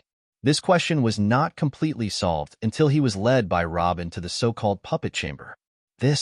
Are these the brides of the king? She was stunned to see a large number of strange puppets. Yes, this is the work of kings. Robin shrugged. When she first saw these puppets, she had the same expression as Yun-shi. They are too ugly. Most of the king's handicrafts looked like the wooden man used as targets when knights practiced their sword skills. The size of the fingers was not right, the proportion of the limbs was distorted, and even the 5 features on the head were in a mess. They were more like a terror monster used to scare children than puppets. What's more, these puppets were also inlaid with precious gems. This was simply wasting materials. There were only a few puppets that were not that bad. That meant the ones with no mistakes in their facial features and had complete body structure. These were just apprentice-level roughworks, which could already be said to be unique and transcendent in this puppet room. Without exception, all the puppets showed a consistent characteristic. They all looked like the wooden man for the knights to practice with. After all, kings are also knights. None of them are artists. Robin shrugged. How does this kind of puppet make people think they will be humans? As long as he imagined that the kings were holding these puppets in their arms and vowing to marry them, he felt creepy. It seems that when the queen comes, these puppets will change automatically. At least they will look more like human beings, Robin said in an unsure tone. The scam lasted for thousands of years and hadn't been discovered by anyone. There must be a reason. Perhaps the power of that Assyrian queen had reached a level that could distort reality. At least, no one had ever doubted whether the queen of Assyria, who came to the wedding as a puppet, was human. Well, I see. She rubbed his temples and sighed for the low artistic imagination of kings. Your Majesty, in addition to practicing knights' fighting skills, you should also improve your artistic accomplishment. Can't you replace it with a better puppet? He thought that it was too sad to marry such ragged puppets. No, only the puppets made by the kings can be possessed by the queen. This is the mission of every king. Robin replied very positively. Well, I can only make a new one myself. Yes. Prince, please make a good wedding puppet. I am responsible for everything else. After delivering the important task of saving the world to Yun-shi, Robin left the room, leaving him alone. Looking at the many nightmarish puppets in this room, Yun-shi couldn't help but sigh. He had been greatly dissatisfied with the poor workmanship of the kings. I've never seen such ugly puppets. What kind of mood do you need to take this as a substitute for the Queen of Assyria to get married? It's also unnecessary to put precious stones on these ugly puppets. There should be a degree of luxury and waste. This room should be called the Puppet Cemetery. He himself was not a professional craftsman, but as a baker, he occasionally made birthday cakes. He was absolutely confident that he was 1,000 times more talented than all the kings. Just staying in this room full of abandoned puppets, he would feel a great pressure. If people knew that these abandoned puppets were actually the brides of the kings, they would be scared to death. At least, I should restore the real appearance of the queen. Recalling the beauty of the young queen of Assyria, she couldn't stand the poor craftsmanship of the kings. Walking to the long table, he suddenly found a diary that seemed to have existed for many years. On the cover of the diary, there was a disorderly inscription, the notes of making puppets, which seemed to tell later people that they must look at this diary before making puppets. On the first page, she saw the words left by the knight who originally wrote this note. That was, the ancestor who guarded the kingdom, the note of the founding king who was once the real subordinate of the queen. Unbelievable, unbelievable, unbelievable. The words showed the great joy of the master of the note. The queen is back. She is still so beautiful, so outstanding, as time and curse do not leave any traces on her. As a knight who once swore allegiance to the great queen, I don't deserve to have the name of knight anymore. I'm just a bereaved dog who escaped to the border. Assyria is doomed to be destroyed, which is the inevitable price of our betrayal of the queen. How stupid, we mortals. The queen seems to forget what happened on the night of the blood moon. What's going on? Marriage? Engagement? Is there any chance for a fool like me to repay my mistakes? There is still hope. My descendants, with the greatest respect, kneel at the feet of the Queen. Only by carrying out this pledge can the world be saved and make up for the mistakes made by we foolish ancestors.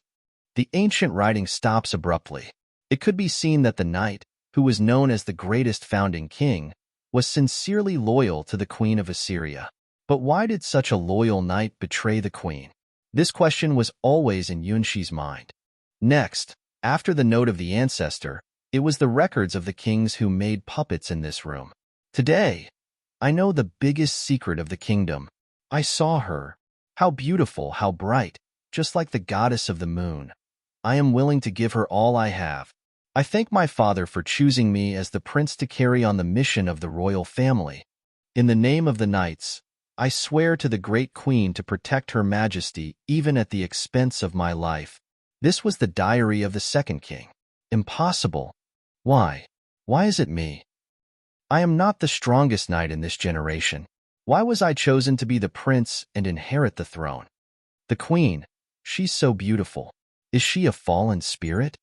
I seem to know why I was chosen. It's ironic. May the great queen rest in peace tonight, and I will continue to fulfill the royal mission and become the queen's knight. The king of the third generation seemed to perceive something, and the writing style began to become melancholy. My father died early. No, it shouldn't have been so fast. The reason. Now I seem to understand, also know what I should do. For the sake of the great queen, we will be the firewood to light the fire of hope and let this era continue. I am willing to undertake such a mission because I am hopelessly fond of Her Majesty. Ancestors, you must be like this.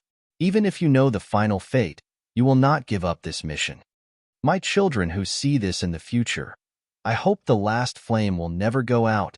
From the fourth generation, something dark began to emerge, and Yunshi's expression became serious. The next 10 generations of kings seemed to understand what firewood meant, which is the inevitable outcome of the contract with the Queen of Assyria. They were like the degenerated King Yunshi saw. They all touched the dark side of the Queen of Assyria without exception. The bloody crescent moon, which hung high above the underground lake, devoured the knights one by one. Finally, the last note was from the degenerated king defeated by Yunshi. I will not succumb to this fate. Even if I die, I will cry out in the coffin. Her Majesty is mine. I know it's not right, but I just can't help being jealous and crazy and don't want to let go. My child, if you want to inherit the fate of firewood, although I still don't know who you will be, you have to accept my judgment. Well, Yunshi now knew that when the degenerated king made the puppet, he already had a sign of insanity. You are all stupid knights. Looking at this diary, he felt as if he was watching the knights swear allegiance to the Queen of Assyria, then made puppets in this room with their own poor hands, and then married the puppets. They may be stupid, but they are absolutely loyal. They are real knights. If you do it, you will do your best once you start working. This was Yunshi's little obsessive-compulsive disorder. It was a kind of innate patience. He didn't have the talent of Huahua, so he spent 10 times, or even more to do his best, step by step. Although he had never made a puppet before, the experience of making cakes would help at this time. First, it was about deciding the material. Well, the materials here are really advanced. He walked to the corner of the puppet room, where there were all kinds of materials.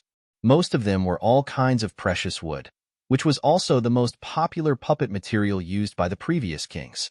All the materials were well preserved in the magic shield, maintaining the perfect texture, and were absolutely the best materials of the highest level. However, compared with the finished products on the other side, the irredeemable craftsmanship of the kings really spoiled these precious materials. They could even carve the bright moonlight branches with dense potholes. How terrible the king's craftsmanship was! In addition to all kinds of wood, the rest was colorful gemstones. It seemed to be the common skill of all kings to decorate their puppets with beautiful gems. Deep dark obsidian, lively celestite, dazzling spinel, brilliant sapphire, hot ruby. Gems from all over the world had been classified and piled up together. Even the dragons would be jealous if they saw these gems. The kings who lived frugally and simply seemed to put all their wealth in this small puppet room. Yunshi's fingertips slide over various kinds of colorful gemstones, and the corners of his mouth slightly raised. I have an inspiration. With these gems, I may be able to make a very beautiful puppet. It's unbelievable. It'll be the first time for me to make a puppet, but after touching these materials, there is a steady stream of inspiration in my mind.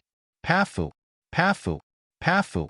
The mellow green slime rolled in and out of the gem pile. From time to time, it rolled up one sparkling gem after another and made a joyful and inexplicable cry. Well, Pafu can also be used. She looked at the bouncing Pafu thoughtfully, with a general outline of the puppet he was going to make in mind. It was the figure of the young and beautiful queen. A moment later, Pafu was placed in the center of the long table. I remember that slimes can change their shapes at ease. He looked at Pafu, who was confused about why it was placed here. Pafu skillfully turned into his fondness, looking like the bud of girls. Cough, cough. Not this. Yunshi blushed. Pafu transformed into the shape of the bracelet, just like that one in the water god's world. It's not that either. He shook his head and told Pafu the outline he wanted. It's the figure of the queen. Can you do it? Pafu twisted its round body and began to transform into the figure he wanted. However, it was a little too difficult for Pafu, which seemed not so intelligent. The posture it changed into was far from the image of the queen in his mind. It could only be said that there was roughly the outline of a human girl, but no matter, the hair or fingers were stuck together. It was only the slightly raised chest that restored the shape of the queen. It seemed that this was one of Pafu's natural talents. Fortunately, Yunshi had been prepared for this. Just like the old saying goes, Rome can't be built in a day. Making a beautiful puppet couldn't be done overnight. As the preview before the real hands-on, Pafu was the best material for the task. Anyway, it wouldn't die because of this. Moreover, even the clumsy figure of the girl Pafu transformed into was much more beautiful than the best works of the kings. Your Majesties, to what extent is your sense of art lacking? Holding out his hand, he recalled the lonely queen of Assyria in his eyes under the moonlight, and started the homework named Pinching Pafu. The slime's features had been well used by Yunshi. The image of the queen, the figure bathed in the moonlight, appeared in front of him through his hands and through Pafu's translucent green body. Letting Yunshi knead and pinch, Pafu made a happy and comfortable sounds and enjoyed the stimulation of his hands. Pafu, Pafu, Pafu. The lovely voice echoed in the puppet, so beautiful, so happy. Yunshi was humming a song that only he could hear clearly, while shaping the appearance of the puppet girl he would marry. If the dream can come true, I want to come to you, hold your hand and kiss your lips. With my constant caressing, your body is shaking and your long legs are combined because of tension. I stretched out my hand and took off all the boots and socks from your beautiful feet. In the moonlight, your feet exude a white texture like white jade and cheese. On your beautiful, silver moon-like face, your lips are biting gently, your eyes are closed shyly, and your groans are emotional. Your long hair is scattered on your shoulder, giving out the most unique beauty in the world. You look at me with uneasy eyes, just like the goddess under the white moon. I admire your feet, your eyes, your whispers as I look at the most beautiful art in the world. In my eyes, there is nothing more beautiful than you in the universe. You are the light of my life, the fire of my desire. Like the moon surrounded by stars, you are so beautiful and so bright. Tonight, may the moonlight bless you, Your Majesty. When Yunshi was using Pafu to do the test, the Queen of Assyria opened her eyes in the underground lake. Strange feelings invaded her body and mind, as if her body no longer belonged to herself, confusing and disturbing the young queen. She turned away her head, and her little face turned ruddy little by little. Even though she tried to suppress her voice, she could not help making a lovely low sounds. Her hands tightly grasped her skirt, and her eyes were dazed. The snow-white feet under the skirt seemed to be licked by something, which made the young body of the queen tremble. The feeling started from the round arch of the foot, extended from the toes to the instep along the white skin, and then from the instep to the calves. There was no one, but the queen's skirt was removed, and her white and fragrant legs could clearly feel the feeling of being touched and kissed. Ah, woo! Sweet gasps echoed in the silent underground lake, adding a special color to the silent world. Woo! The queen of Assyria closed her eyes and suddenly had an unexpected fantasy. It was the dream of her being with the prince whom she had just met in the moonlight. In the fantasy, she was held in the arms of her prince, her small body standing on his knee, looking at his face. She raised her reddish face and looked at the prince. She snuggled up in his arms under the prince's careful and gentle touch. She closed her eyes quietly and her soft lips trembled, waiting for something. The prince raised her little face and kissed her lips tenderly. His tongue gently pushed open her lips, while tasting the soft lips, while going deep into her mouth. And she stretched out her tongue tremblingly and entwined with his tongue. Warm, fragrant tongue made her consciousness become confused and fascinated, making her involuntarily fall into the taboo she shouldn't touch. Her body was slightly stiff, and her joints were stiff like a puppet. She looked at him uneasily. He smiled and touched her skin gently as touching the moonlight. Her cherry-like lips gave out wonderful gasps. The skin stained with some sweat showed beautiful white, and the petite body trembled because of overstraining. What a beautiful and attractive body. Pearl-like sweat drops. White skin dyed with pink. No way, not there. The queen's body temperature was rising rapidly. Even though her snow-white feet completely shrunk into the skirt, it couldn't let that kind of blazing feeling fade. Obviously, there was no one there, but she had the feeling of being watched, occupied and ravaged by someone with burning eyes. Why am I becoming like this? Why do I have this feeling? The queen looked at her disobedient feet with aggrieved eyes, and waves of excitement came from there, making her body become limp and lazy.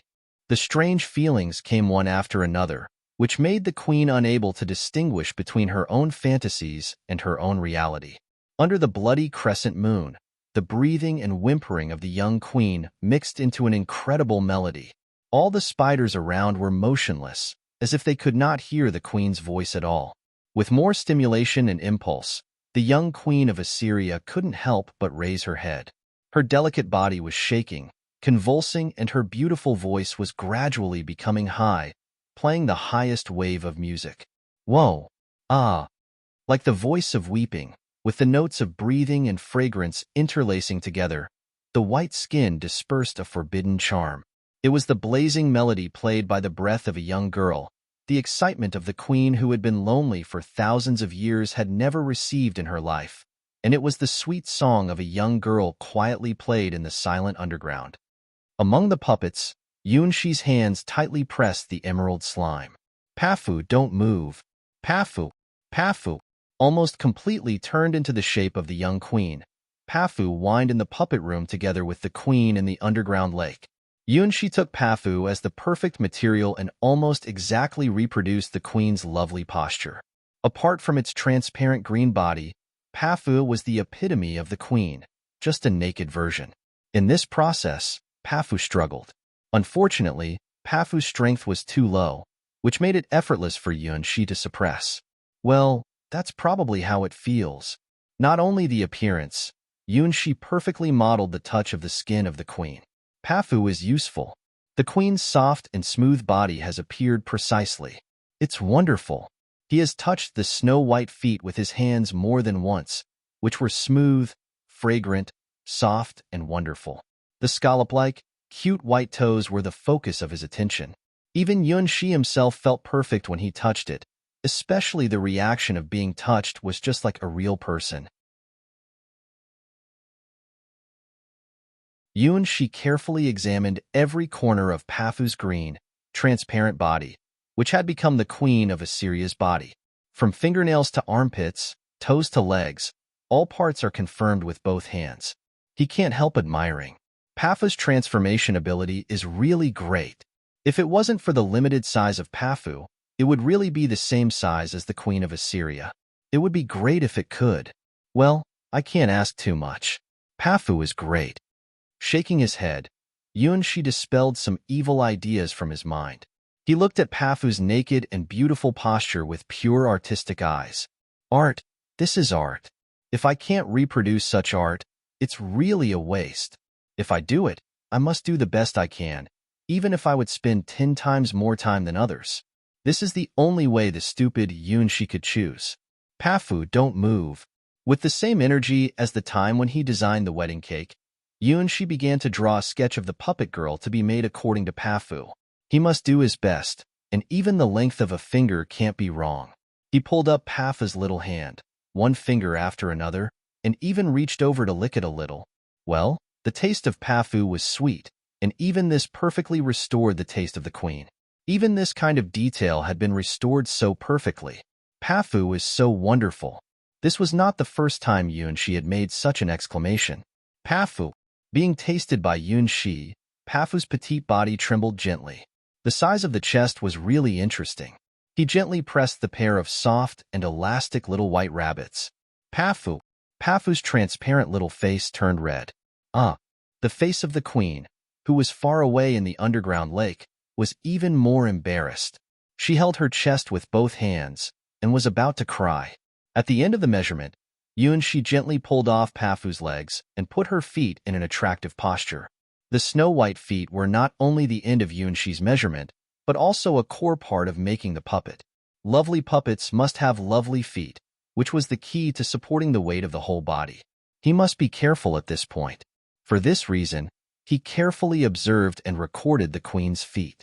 Round and beautiful white toes, well-balanced and smooth calves, everything was the same with Yunshi's impression. The delicate skin was like pearl powder, which was extremely smooth. No matter whether it was kneading or pinching, the hand feel was almost perfect. Again, on the throne of the giant stupid spider, the queen held her feet. From the sole of her feet to the tip of her toes, all in lovely pink. This dream was so strange. Okay, that's all. The first step of making the puppet was finally done. Pafu looked at its master with tears in its eyes. Pafu, thank you. You were working hard. After sketching, Yunshi touched Pafu's head, and Pafu's fragrance was still on his fingertips. Pafu bit Yunshi's fingertips and looked very dissatisfied. Of course, Pafu's whole body was soft. Even if it was biting, it was also soft, without any strength. I'll take you out to hunt 300 slimes after the work is finished. Yunshi also felt strange. Why Pafu liked to eat all kinds of slimes? Isn't it a slime too? Pafu. After hearing Yunshi's promise, Pafu finally released its mouth from his fingertips. The next question is what kind of main material to use to make the puppet. Yunshi looked at all kinds of materials in the room and was lost in thought. No matter what kind of art the kings had, the materials here were really top-notch. No matter what kind of puppet he wanted to make, he could find the right materials. The wood with fragrance could make a puppet suitable for long-term worship. With the passage of time, the puppet would emit a better smell, which was very suitable for accompanying children. The puppet made of moonlight branches would have particularly white skin and would emit light under the moonlight. The puppet made of dragon blood tree had a very high hardness. It was the most suitable for making a bow shooting target. The puppets made of black wood would have a special power of curse. Some kings chose this wood for their puppets. It seemed that it could let them get closer to the queen's dark side. The main material can be the moonlight branch. Compared with other materials, there was nothing more suitable as the main material than the moonlight branch. However, the processing of this material was very difficult. Only one of the kings chose this material. As a result, the final puppet he made was too ugly. The body of the puppet carved by the king was full of potholes. The materials that should have reflected the delicacy of the puppet's skin looked almost the same as the chew of pigs. And pearl powder. I need pearl powder. After selecting the main materials, Yunshi needed to decide the auxiliary materials. Including nails, toenails, and hair, he needed to consider a lot of things. Yunshi had a problem. Almost all the main materials for making the puppet girl had been selected. Eyes, nails, clothes, even with a small moonlight branch. He roughly tried to carve a bald head. The bald head was round, with only 2 eyes and 1 mouth, but it naturally exudes a strong breath, even if those eyes were funny. The only remaining problem was the puppet's hair. She searched all over the puppet room and didn't find the right hair material. Your Majesty, can you pay more attention to collecting hair materials? These are all the wrong materials. Flax. Can the hair of the Queen of Assyria be flax? Transparent silk thread. Do you want to use this to fish? Long blonde hair. Which noble lady did you get it from? No, none of them are suitable. After searching the puppet room, he was shocked to find that there was nothing suitable for making the hair of the queen's puppet. How can I do this? If I can't reproduce the beautiful long hair, my bride will be bald. How can a perfect puppet be bald? It's an insult to my craftsmanship. Hair, hair, long black hair. She was racking his brains to think about the solution. Pafu, who still maintained the posture of the young queen of Assyria, jumped onto Yunshi's shoulder and tilted its head with him. Imitating Yunshi was one of Pafu's favorite stunts. He pinched Pafu's chest and saw the material that met his requirements. Black, smooth, good texture. Yunshi knocked on his head. Where is the long hair of the cursed black-haired girl? It's right here, right within the reach of his hands. Because this is his own hair. Well, let me think. It's this feeling. When Yunshi opened his eyes after switching a switch in his mind, his hair had become black, long, and straight. No matter the length or the hair quality, it was absolutely perfect. This was the only certificate recognized by the Starwing Knights, the legendary May's black hair. Well, I won't get bald if I go on like this. Yunshi vaguely remembered that there was a certain limit to the number of human hair. That was the reason why the vast majority of human men couldn't escape the fate of baldness. Those who wouldn't be bald all their lives just die faster than their hair. It is said that as long as they live long enough, they will eventually become bald. Don't you think that's what the Buddhists say? You are all destined to join Buddhism. Well, stop. Don't think so much. Yunshi picked up the scissors on the table and cut off about 1/3 of his black hair. Compared with the queen's petite size, 1/3 of the long hair just met the requirements of the queen's puppet. Pafu, come here. After all the materials were selected, Yunshi took a deep breath. Finally, it's time to start. It was his first time to make a puppet by hand. Even a real puppeteer had to figure out whether he could complete the complicated work, but Yunshi had an incredible sense of familiarity. It seemed that he had done similar work a long time ago. Pafu bounced and had long forgotten what crime he had committed to it. Its memory seemed to last only 7 seconds. Once again, it fell into his clutches. Again, in the puppet room, the cry of shame echoed. The same scene happened in the quiet underground lake at the same time. Whoa. Don't. There. It can't be there. Don't bully me. Oh.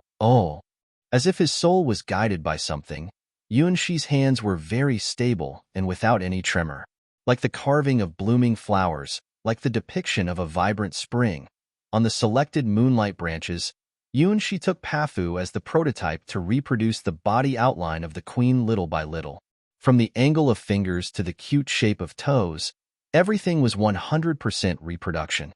More than that, even the skin's smoothness and chest elasticity were exactly the same as that of Pafu, which was a perfect coincidence with the real queen. Even so, Yunshi was not satisfied. It was just a physical similarity. Even if the similarity reached 100%, it was not enough. The essence of making puppets is soul, which is the step of giving cold puppets human nature. Only with the soul could a puppet really fake people's eyes, crossing the boundary between the real and the unreal. That's the pride of being a puppeteer and the ultimate fantasy of puppeteers. He didn't know what it meant for the puppeteers to make such a puppet. He just knew that he would do the best for the queen, and the puppet he was making would definitely surpass the king's. No one had ever told Yunshi what a perfect puppet would be and what it meant to have a soul. Just like stepping into the starry sky chessboard, he lacked the most basic knowledge about the world of puppeteers. He was just immersed in the happiness of creating his ideal puppet with his own hands. It was natural in his mind to give soul to the puppet he made. He didn't even wonder about it. In the process of making the puppet, He even forgot that this was just the wedding puppet for the queen. One day and one night later, when the final finished product appeared in front of Yunxi, he smiled. Ah, what a beautiful child. Finally, a puppet girl in a black Gothic long dress appeared on the desk. She closed her eyes as Yunxi first saw the young queen sleeping on the throne of the giant, stupid spider, as if waiting for someone to wake her up. He himself didn't think that just making a puppet would make him almost run out of energy. His face was pale, but his eyes were shining. In that day and night, he did not eat any food and drink a drop of water. Putting everything into the process of making the puppet, he forgot the time, the limit of his body, and even overdrawn the power of the battle god seed in advance. Making this black-haired puppet girl cost more energy than when he was fighting the degenerated king. However, just looking at the peaceful appearance of the sleeping puppet girl, he felt that everything was worth it. Even he can't believe that this perfect puppet girl was really a work created by himself. The smooth, long black hair, white and tender skin, warm and fragrant feet, and small buds on the chest. It was exactly the same as the Queen of Assyria, and there was no difference in the smallest part of the body. Even the most difficult part, the joints of the puppet were well handled by his hands, which looked not like the ball joints of a puppet at all. No matter how he looked at it, the girl in front of him was a real person, a sleeping little princess, which made him feel pity. However, Yunxi was not satisfied. That's not enough. Even though it was almost perfect, he still couldn't stop. There seemed to be a voice in his mind telling him that the perfection of the shell was meaningless, which was far from the acme of a puppet girl. The most perfect puppet girl should have her own soul, that is, essence. No matter how perfect the shell was, it would disappear as time passed by. Only a girl with a soul can touch eternity and become a charming flower in eternal bloom. That's what all puppeteers dream of, just as Cyber Elf Alpha symbolizes the ultimate fantasy in the field of science. The puppet with the soul represents the ultimate fantasy in the field of puppeteering. In the real world, there were such puppets with their own soul, which were by countless incredible accumulation coincidences. Such a chance was even rarer than the birth of god weapons. It was the ultimate fantasy of all puppeteers, and was also the final subject of one of the most mysterious trials in the Seven Towers, the City of Puppets. To create a puppet with soul means to go deep into the forbidden area of the soul and explore the world that even gods dare not go deep into easily. Countless puppeteers have fallen into the darkness and become mad, which makes the puppeteer career stained with a strange and mysterious color. If you want to make a puppet with soul, you have to be prepared to pay the price with your soul. Those who step into this door, once you enter this world, you will never have a way to turn back. There are only two choices: to live a normal life as an ordinary puppeteer or to sacrifice everything for the ultimate puppet. Yunxi was not a puppeteer, and he didn't know any of the famous sayings among these puppeteers. He just followed his original intention. Just like playing chess happily on the starry sky chessboard, he did his best to create the perfect puppet that was most suitable for the queen. Just as children don't know what taboos they will violate when they do something, Yunxi, who didn't know the pain and madness of puppeteers, directly opened the door of the taboo. Well, sacrifice the soul. Can I use my seeds as an alternative? Yunxi thought about 3 seconds and then began to create seeds. So far, the concept of the soul has been the focus of many scholars and even gods. People can observe the existence of the soul, but they can't understand what kind of existence the soul is and why it symbolizes the essence of intelligent life. The soul is everywhere, but you can't recognize it. Yunxi's seeds were the embodiments of the power of the soul, the blessing given by stars to Yunxi, and the unique talent that Yunxi can hold. Yunxi planted about 20 seeds in a row into the puppet girl's body and finally felt the birth of wisdom from inside of the puppet girl's body. He was totally unaware of how rebellious it was. Even his teacher, Cassina the battle god, can't do it. Not through the precipitation of the time of thousands of years. Not through the curse or blessing from gods and demons. With only 20 seeds, Yunxi had given the puppet girl her soul. In the dark, the puppet girl opened her eyes and saw a pair of warm hands. These hands were putting black hair knitting decorations on her chest. Your skin is as bright as the moonlight. Your mind is as flawless as white paper. So I'll give you a name and wish you to be the closest to the sun and the closest to perfection. Your name is White Moon. Ah, I see. This person is the one who created me and gave me the meaning of being in the world. This soul, this throb, this feeling of being warmed and blessed will never be forgotten. My name is White Moon, the blessed puppet, the luckiest in the world. Thank you, my father. Well, in this way, I can marry the queen. She looked at the beautiful puppet girl who sent out faint breath with satisfaction. Then, he said this forbidden sentence. For the girl who was just born and thought that she was the happiest and most loved puppet in the world, she heard the words from her father, like a thunderclap on a sunny day. Well, let me see. The spell used to summon the queen is, she opened the diary of the kings, reading the incantations behind the cover. Open the door for me, my knight. Days and days, I was so alone. Although I have always forgotten my fate, I met you. Suddenly in the light, I was awakened. In the complete darkness, I stood up in silence and silence. I want you to be my hope. I will introduce you to my family. I hope things will always go well. Whenever you and I are together, whenever you are by my side, in front of you, I take off the mask of fate and look at your face. The future is far from us, and I don't know much about it, but I'm sure you are my light. Find me out, the person who wants to be with me. Give me beautiful sacrifices. Weep, let me love, let me rejoice. Everything in the world can be seen at a glance. It's all dull, unpleasant, and confusing. Only you can make me happy and dream. I can't treat everyone equally and gently. I can't pray sincerely for those who are important to me. I think it's good for important people to feel bad for me and cry for me. So cry for me and marry me. I will be a unique bride, the bride of moonlight. The song was a little strange and sad, with a trace of mystery that does not belong to the world. She felt if he closed his eyes and looked at that under the bloody moonlight, he would see the beautiful girl wearing a bloody wedding dress was crying. What is she waiting for?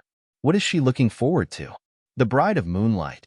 Is this the origin of the biggest sacrifice for the kingdom? Bathed in the bloody moonlight, the image of the queen of Assyria had never been so real. Do you see that? Under the bloody moonlight, the queen's whisper echoed in his ear. It was not the voice of the young queen in the underground lake, but a voice that was more mature, hoarse, and charming. It was the voice of the queen who had experienced too much. It was the whisper of the Millennium Queen. Yes, I see it. The preparations for the agreement have been completed. She responded to the queen's whisper, pressing the diary of the kings in front of his chest. Well, get ready. My knight, welcome the queen. You have to take care of her and meet all her demands. Swear to protect her and regard her as the most beautiful princess in the world.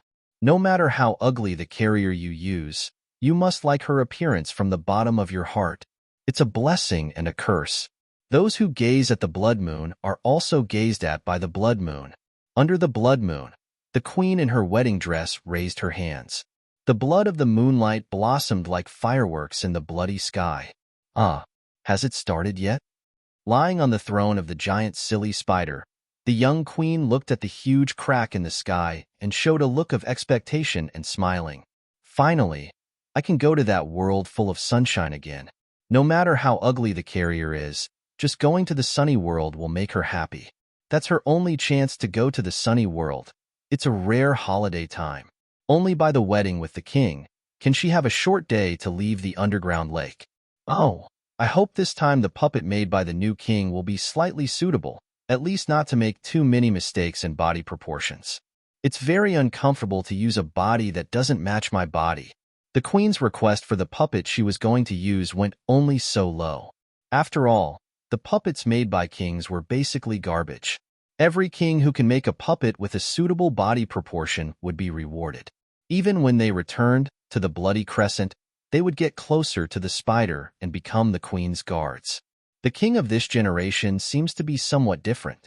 What kind of puppet will he make? If only he hadn't got the body proportion wrong. With such little expectations, the young queen closed her eyes. In the Forgotten Ruins, the queen in her wedding dress looked at another version of herself and smiled. Happy holiday, little me. Opening her eyes, the queen felt that her body had an unnatural lightness. It seems that the body proportion of the puppet made by the new king is correct. No, not only that, it's very, very suitable. Normally, when she possessed the body of the puppet, the first thing she would feel was darkness, then the cold body, which was the inevitable conflict caused by the mismatch between soul and body.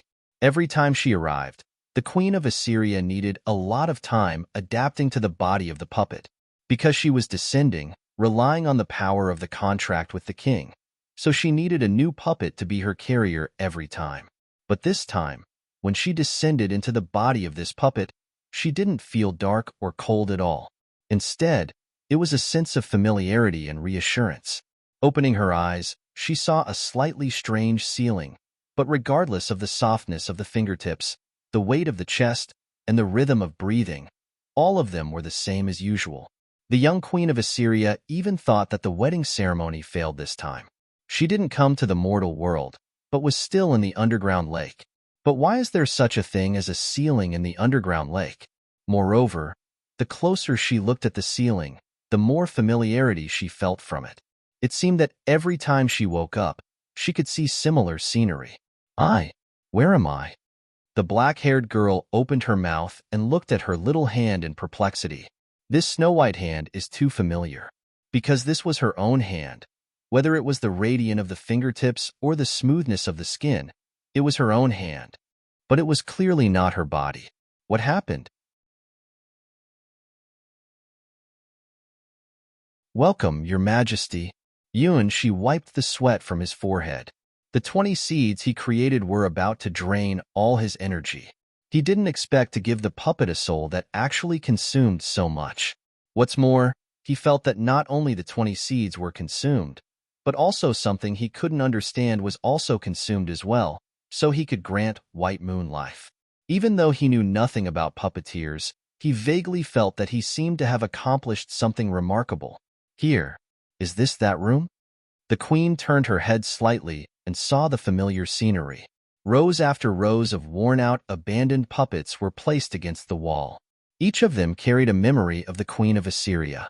Everyone was the carrier she had used, the substitute for the wedding holiday. Over and over again, she used these ugly puppets, receiving the blessing and cheers of the whole kingdom. Only at this time could she feel the beauty of the sunshine world and keep her final innocence. Such a time was so precious, so she could bear all the shortcomings. She even left marks on the puppets. The kings wrote down their lives in diaries. The queen didn't have so much time. She could only use these puppets as a sign. For the Queen of Assyria, puppets were the starting point of the holiday. The wedding, in essence, was a ceremony for the queen to keep her final innocence. The kings weren't guarding the Forgotten Ruins, but the Queen of Assyria in the underground lake. As long as there was purity in the queen's heart, then the kingdom of Assyria would not perish, and the oath of the knights would continue. No one had ever thought that one day there would be such a young boy become the prince of the kingdom. In order to fulfill the agreement with the young queen, this boy had created a puppet girl who could be regarded as a miracle. His hands gave this puppet girl the same perfect look as the Queen of Assyria. His wish was to grant the puppet girl a soul and a name. Her perfection even left the queen in doubt whether it was true or a dream. Perhaps this dream, from a very early start, had become strange. Well, are you satisfied? In some sense, she's like your daughter. She smiled at the queen, who looked at him in confusion. Although it was at the cost of feeling feeble all over his body, he felt proud when he looked at the queen's surprised eyes. Now he may be qualified to participate in the trial of the puppet city in the Sky Tower. After all, even the mysterious Queen of Assyria was shocked looking at his handicraft. White Moon is great. Is this a puppet? The Queen of Assyria looked at her smooth skin, soft body and slender hands, and could not connect the word puppet with the body she was using. Aren't puppets the wooden dummies in this room? She had been used to rough joints and the wrong proportions of the body. As long as the puppet at least looked like a human, there was always a way to drive it. Anyway, it was her magic that drove the puppet's body, the indescribable power of the abyss. No matter how ragged the puppet was, as long as she was driving it by her consciousness, it could eventually move. For the Queen of Assyria, she had been used to wearing a headscarf to cover her face and even distort the figure of the puppet in other people's eyes when necessary. Even in the most glorious peak time, the queen had no carrier like White Moon. This was an art above art. This was a miracle that didn't exist in Assyria. With the combination of beauty, soul, and pride, it had not only the appearance of the real queen, but also the innocence of the young queen of Assyria. It could be seen as the daughter created by Yun-Shi and the queen of Assyria together. The queen reached out her white fingertips, touched her soft cheek, and gently held out her tongue. She could feel the taste of her skin. The touch was so real that she opened her eyes wide. No way. How could there be such a perfect puppet?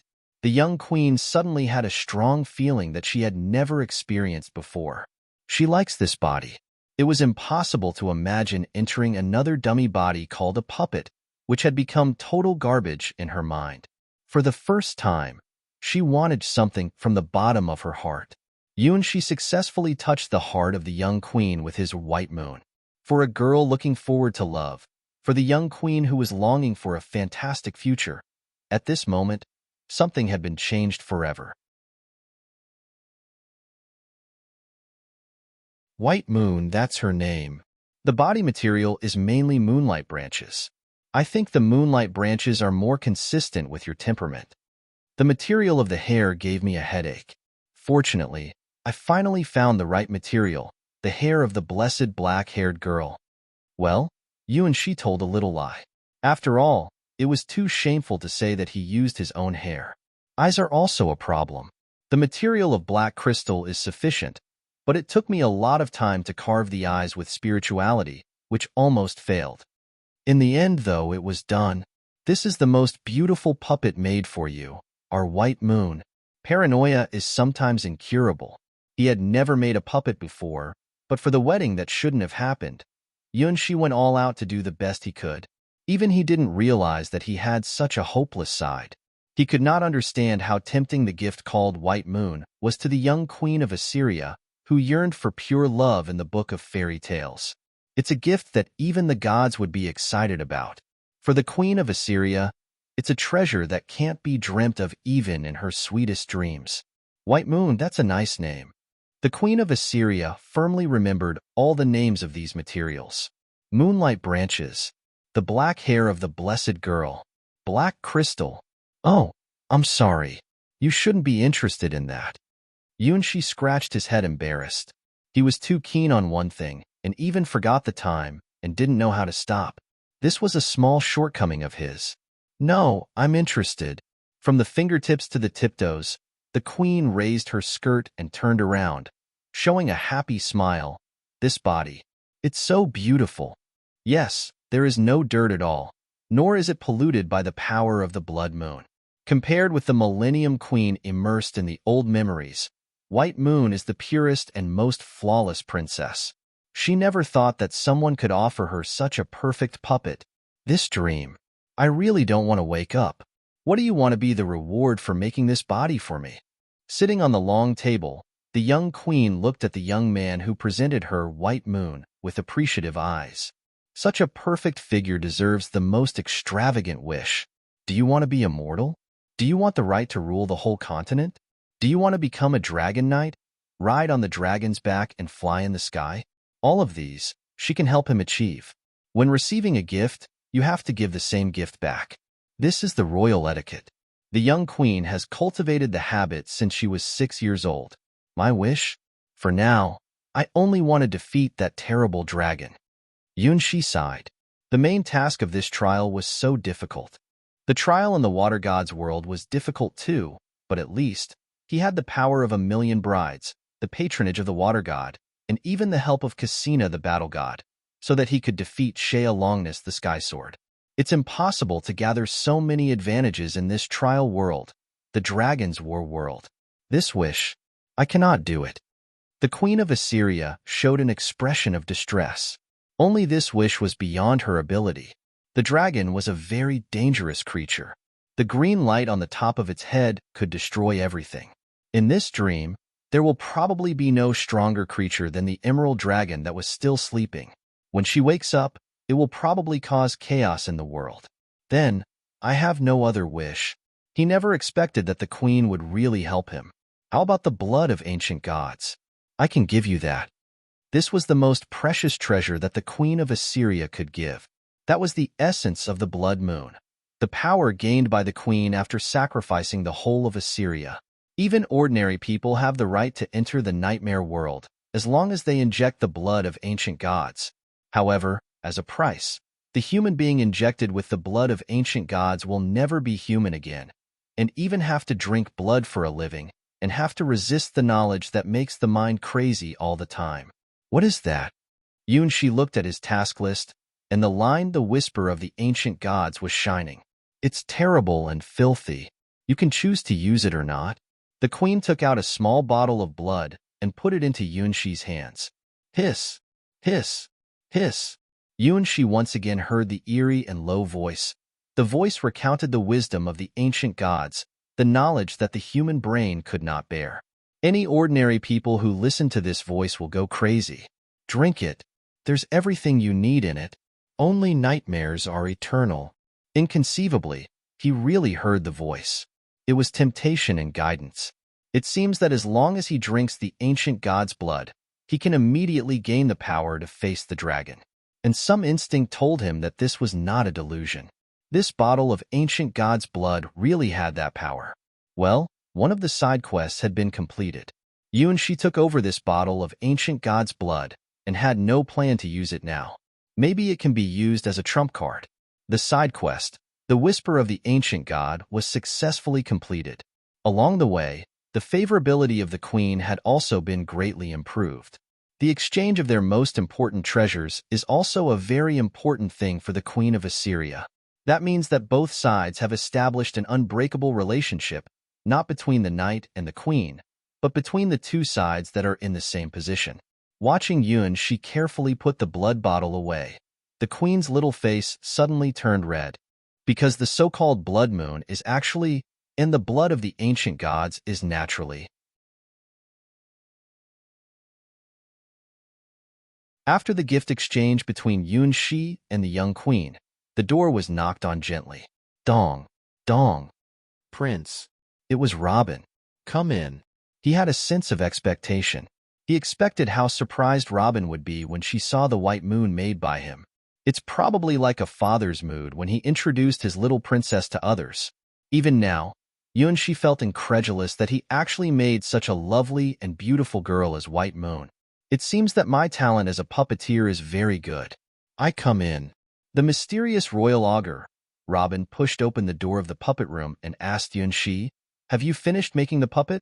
As she said this, she began to look left and right, as if she wanted to find his masterpiece from a pile of wooden puppets that looked alike. Well, it's done. Look. She confidently pointed to the Queen of Assyria, who was curiously looking at Robin. Your Majesty, you don't have to do that. I don't object to you having a date with girls. Robin was speechless. As a king, it was normal to have one or two lovers. The king could only have one queen, which was the meaning of the existence of the kingdom. It was an open secret that the king's children were all given birth to by his lovers. Even some high-status lovers had held the position of acting king for a short time in some special historical period. It's just that the age of this lover is too young. It's a crime. Well, what did you say? He was puzzled. If it's your interest, your majesty, I won't say anything more. Robin sighed. Well, the interest of the new king can be confirmed. He even didn't forget to have an affair in the puppet room. It can be imagined how bad the puppet he made was. Fortunately, the queen has very low requirements for puppets. As long as he has made one, it should not be a problem. Where is the puppet? Robin once again looked at the puppets. Well, it looks like that bald puppet is very new, but its size is too small. It not only has a bald head, but also has a pair of lifeless, dead fish-like eyes. However, the proportion of 5 sense organs is normal. If this is the work of the new king, well, it is not totally unacceptable. It just seems that the proportion is too small. Right here. She once again pointed to the queen, who was smiling at him. This, Who is this lady? Robin walked to the bald puppet used by him to practice his skill and tried to not look at the little figure the king was pointing to. In this day and night, the little princess must have been put into various postures by His Majesty, and every corner of her body is stained with the king's taste. She could imagine that with her eyes closed. The snow-white body struggled in His Majesty's arms and was unable to resist. During the time when she was far away from the puppet room, there must have been a lot of unspeakable things going on in this room. But what can she do? As the prince is about to ascend the throne, His Majesty can really do whatever he wants. What a poor child. You must be in agony, but don't dare to show it on your face. This puppet has a special artistic style. Grabbing the bare-headed puppet in her hands, Robin praised Yunshi against her will. This bald head. At first glance, it looks like a dead fish, but maybe it's unexpectedly strong? If it wore a cape or something, maybe it can be called Bald Cape Hero? Well, is this the so-called art style of returning to nature? That is just a material I use to test myself. This is my work, the puppet I made. She couldn't help but look at Robin and point to the queen again. Which one? Robin's eyes crossed the queen and looked at the puppets behind, trying to find out the puppet that might be his work. It's her. He finally couldn't bear it. It's unexpected that making a puppet too perfect would cause such a misunderstanding. Between him and White Moon was the purest relationship. It was like the relationship between a father and his daughter. Every inch of White Moon's skin, every joint, even every hair came from him. It's not my lover, it's my work, just like my daughter. Holding White Moon in his arms, She proudly declared to Robin while ignoring the weak struggle of the Queen of Assyria. Yeah, happy. This is a hug from my father. The Queen of Assyria found that when she was held by She did not resist at all, and even had an involuntary feeling of intimacy. Just in the beginning, she felt a little bit of confusion and soon stopped. Obviously, there is no heartbeat in this body, and there should be no blood. This is the body of a puppet. However, there is a kind of impulse overflowing from the heart and flooding the whole body. Here is the warmest and happiest place in the world. I want to stay here all the time and occupy this position. I won't let anyone take this position away. It belongs to me. A strong feeling the young Queen of Assyria had never experienced before. Feelings were overflowing in her heart. Tension, uneasiness, excitement. A variety of feelings mixed together and finally turned into fireworks. It was like a certain consciousness was waking up in this body and making its own voice. Even though the voice was so weak now, and no one could notice her, just like a little bud in the dark. Under the bloody moon, on the throne of the giant stupid spider, the young queen's body trembled slightly. The spiders around her began to wake up. Instinctively, they realized that some changes were taking place in the underground lake, which had been frozen for a long, long time. In the forgotten ruins, the Millennium Queen in a bloody wedding dress raised her head and looked at the growing blood moon in the sky. Sealed time, sealed fate, sealed years is beginning to thaw. The once stagnant gear of the world began to turn again. Is that true? Robin looked at the Queen of Assyria in Yunshi's arms with an astonished look. How could there be such a ridiculous thing? The white skin, dark long hair, watery eyes, the blush on the skin, the arc of snow-white feet. This is a puppet? Is there a mistake, my king? Well, she is White Moon, the queen I'm going to marry.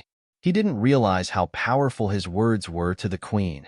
Originally, the wedding with the kings was just a holiday for the young queen. The wedding was just a symbol. It was just a way for her to come to the human world with the help of the ceremony. It was just a way for her to feel the sunshine, the streets, and the crowds again. Because every time the puppet she used was too shoddy, she didn't have any sense of substitution for the puppet. All the puppets were just a disposable tool. But this time, it was different. The White Moon, made by she was different from any other puppet used by the Queen of Assyria in the past. This is the perfect puppet that only she could make for the young queen. It is the only puppet who could fully carry her soul. To some extent, White Moon has transcended the common sense of the world. In some sense, as She said, She is his daughter and the queen of Assyria. This body is not a rigid puppet. It's White Moon who can breathe, stand, and be so perfect that no one can tell it is a puppet. The queen of Assyria couldn't tell what kind of dream she was dreaming. There was only one thing to confirm. She liked White Moon. She liked the puppet Yun she made for her. In this world, there was no precious gift or treasure that could make her feel happier. Compared to her in the underground lake, compared to her wandering in the forgotten ruins, White Moon is a real existence here. Being held, I can feel the warmth. Being praised, I can feel happiness. Although not under the blood moon, I can also move freely, speak freely, and even naturally communicate with others. Such a world. She felt as if she had returned to the time when nothing had happened, when she was still a carefree little girl. White Moon was unlike her. It was pure and flawless, like having all the beauty in the world. As Yunshi said, this was her daughter. Now, she's going to use this puppet's body to get married? Wedding. My own wedding. Is this too early? Yunshi's puppet technology was so fantastic that even the young queen of Assyria was completely trapped inside, unable to extricate herself. At the same time, in White Moon's body, a little consciousness was absorbing all kinds of intelligence and growing rapidly with the passage of time. Like a small sapling, feeling a fatal crisis, desperately absorbing all the nutrients. Wedding, get married, bride? It's not me. No way. Even if it's my mom, no way. I won't let go of you. Inside of the happy eyes of the queen, some confused thoughts flashed. My God. Robin covered her forehead with her hand and shouted out, how could this be possible? The king's handwork is so good. It can move freely, show its own feelings, and have no different appearance from human girls. How can this miracle be made by my prince, the new king? Even if it takes 10 or 100 years, it is impossible to create such a miracle. Not to mention that the king achieved it within one day. It was not until she confirmed that the black-haired girl in front of her was really the one in the rumor by using her own secret magic, she could only choose to believe it. It is true that His Majesty has really created an incredible miracle. Give soul and wisdom to a cold puppet and marry her. In Robin's eyes, in the trajectory of fate, suddenly appeared a huge distortion. From the moment when Yunshi created White Moon, the fate that had been predestined in Robin's eyes were suddenly all disordered. It was like a thread with clear branches was suddenly caught by a stray cat and twisted into a ball of wool, which would make people feel despair to undo it. The prince would kill his father and marry his mother, ascended the throne and gathered the girls of the Starwing Knights to get the help of the witches. After that, he would challenge the dragon that ravaged the world. Originally, this fate should never change. The prince would eventually become the same person as all kings. Just like the passing on from generation to generation, the prince would become a king, a hero, and finally pass the throne of the king to the next prince. The future has been changed. This was the first thing Robin noticed after seeing the queen's curious, happy eyes. Perhaps His Majesty won't repeat the fate of the kings. The fate of the world will also usher in new changes. Your Majesty, you have done something quite bold. How are the wedding preparations? Yunshi hadn't realized what he had done. Well, it's all going well, and we can have the wedding in 3 days. All the nobles of the kingdom will come to the capital to attend your wedding. Congratulations in advance, Your Majesty. The fate of the Queen of Assyria, the fate of the kingdom, the fate of the Starwing Knights, even the fate of the world's ultimate enemy, the dragon, had become strange. What should I do? That's good. I'm looking forward to it. Yunshi also regarded the wedding as a ceremony. He was just a representative of the kingdom to sign a vow with the real master of the kingdom, the ancient queen of Assyria. He had no idea how intimate the young queen looked at him from in his arms. It's from White Moon's subconscious to her father, and it's also mixed with the heart feeling of the queen. Yes, the young queen of Assyria was moved. For the first time in her life, she got treasures that she could not even dream of. No longer alone under the bloody moon. White Moon's body was like her own. That kind of feeling was just like a girl from a poor family suddenly got a soft, lovely, fluffy, precious super doll one day. Just walking and talking can touch the queen's heart. What kinds of puppets did she use before? Compared with White Moon, compared with her lovely, beautiful, and elegant daughter, they are all garbage. Garbage. Even the bare-headed puppet in the royal augure's hand is thousands of times stronger than these garbage. I don't want to go back to the lonely underground lake. If it was White Moon, if it was her, now, she could really appear in the world of sunshine. Yes, I can. Compared with those abandoned puppets of the past, White Moon's body had a unique charm and characteristics.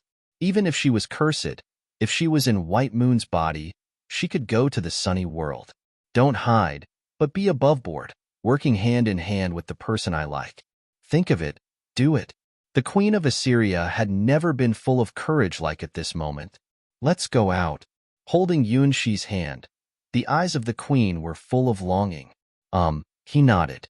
White Moon was perfect, so no one would find out their secret. This was something that the kings couldn't do, and only he could accomplish. Date. The Queen of Assyria could feel her heart beating faster and faster, and her blood seemed to be boiling. Obviously, puppets don't have these at all, but she could feel them. Robin let out a sigh. Now, it's going to be a mess. The wedding ceremony was always the most important event of the whole kingdom. But there had never been a king who could really let the Queen of Assyria appear in front of the people. It's not that they didn't want to do it, but that it was impossible to do it. If people knew that the queen married to the king was just a puppet, the people in the entire kingdom would go mad. What a fool. Finally, Robin tried to deduce what he would encounter and shook her head. Apparently, the result wasn't promising. Picking up the bare-headed puppet, Robin left the puppet room. She had to tell those who were preparing for the wedding that there would be a huge change in the wedding process. The ancient royal palace was decorated with old murals and sculptures. These were originally ordinary things. However, the Queen of Assyria stared at them along the way after leaving the puppet room. Look at this and this. They are stories from a long time ago. Yes, that's my story. The death of the queen? I am not dead. The queen hopped on the cobbled road as if she had returned to her childhood. Is it really not a crime that I want to marry such a young girl? Looking at the queen's pure smile, Yunshi suddenly felt guilty. Don't you think it's a crime to marry such a queen, you kings? No, because it's impossible for us to get in touch with such a queen. Your Majesty, how do you have time to play with a child? Don't you need to prepare for the wedding? Hua Yu smiled at Yunshi. The ceremony is finished. Yunshi absently answered Hua Yu. That's my bride. For a moment, Hua Yu's eyes changed. It was full of shock. It was hot as if burning. Bride? Is it her? Full of doubt, but also full of jealousy and disbelief. For the first time, the leader of the Starwing Knights doubted what her ears heard. Yes, she is my bride, the only queen of the kingdom. In fact, what Yunshi wanted to say was the immortal queen of the kingdom. However, this secret can't be told to others. In the entire kingdom, only the kings, the augurs in charge of the ceremony, and the prince who would inherit the kingdom could know this secret. The criteria for choosing the prince was not strength or bloodline, but the faith to perform knight duties and the determination to marry the young queen under the blood moon. Why it would be such a small child? Hua Yu had never been so shaken in her heart. Everyone knew that the kings needed to marry a mysterious queen. However, the mysterious queen would only appear in front of the nobles and people at the wedding. In addition to the wedding day, the queen, it was as if she didn't exist at all. No one knew where the queen came from, why she must marry the king, and why she would disappear after the marriage. There were too many unknowns, but after thousands of years, people were gradually accustomed to this strange custom. People even imagined that there may be some special agreement between the tribe where the queen came from and the kings. The so-called marriage ceremony, after thousands of years of evolution, had become a kind of sacrifice for the kingdom. No one had ever seen the true face of the mysterious queen. After the wedding, the queen would never fulfill any of the queen's duties, or show her power, nor have any opinion on the king's numerous lovers. Except for the day when His Majesty ascended the throne, people almost didn't realize that there was always a queen in this kingdom. The non-existent queen, this was the common name for the mysterious queen, because the queen's sense of existence was too low. Including Huayu, everyone also regarded the queen who would only appear at the wedding for one day as a story, just like the jewel on the king's crown. In the recorded history, no matter which wedding, the mysterious queen will only appear on the wedding day and then disappear without a trace. Many people doubted whether the queen was just a mascot or was whether her existence really existed. Now, Huayu knew that no matter what happened to the previous kings, the girl the current king, Yun she was going to marry, was not something that didn't exist nor was a mascot. Here she was, chasing butterflies and running in the sun, showing a happy smile. It seems that just chasing the butterflies in this way could make her feel satisfied from the bottom of her heart. Why would it be her? Never heard that the prince had known such a girl, who is obviously underage. No, I came first. Huayu bit her teeth, and a feeling of pain nibbled at her heart little by little. It's so cunning.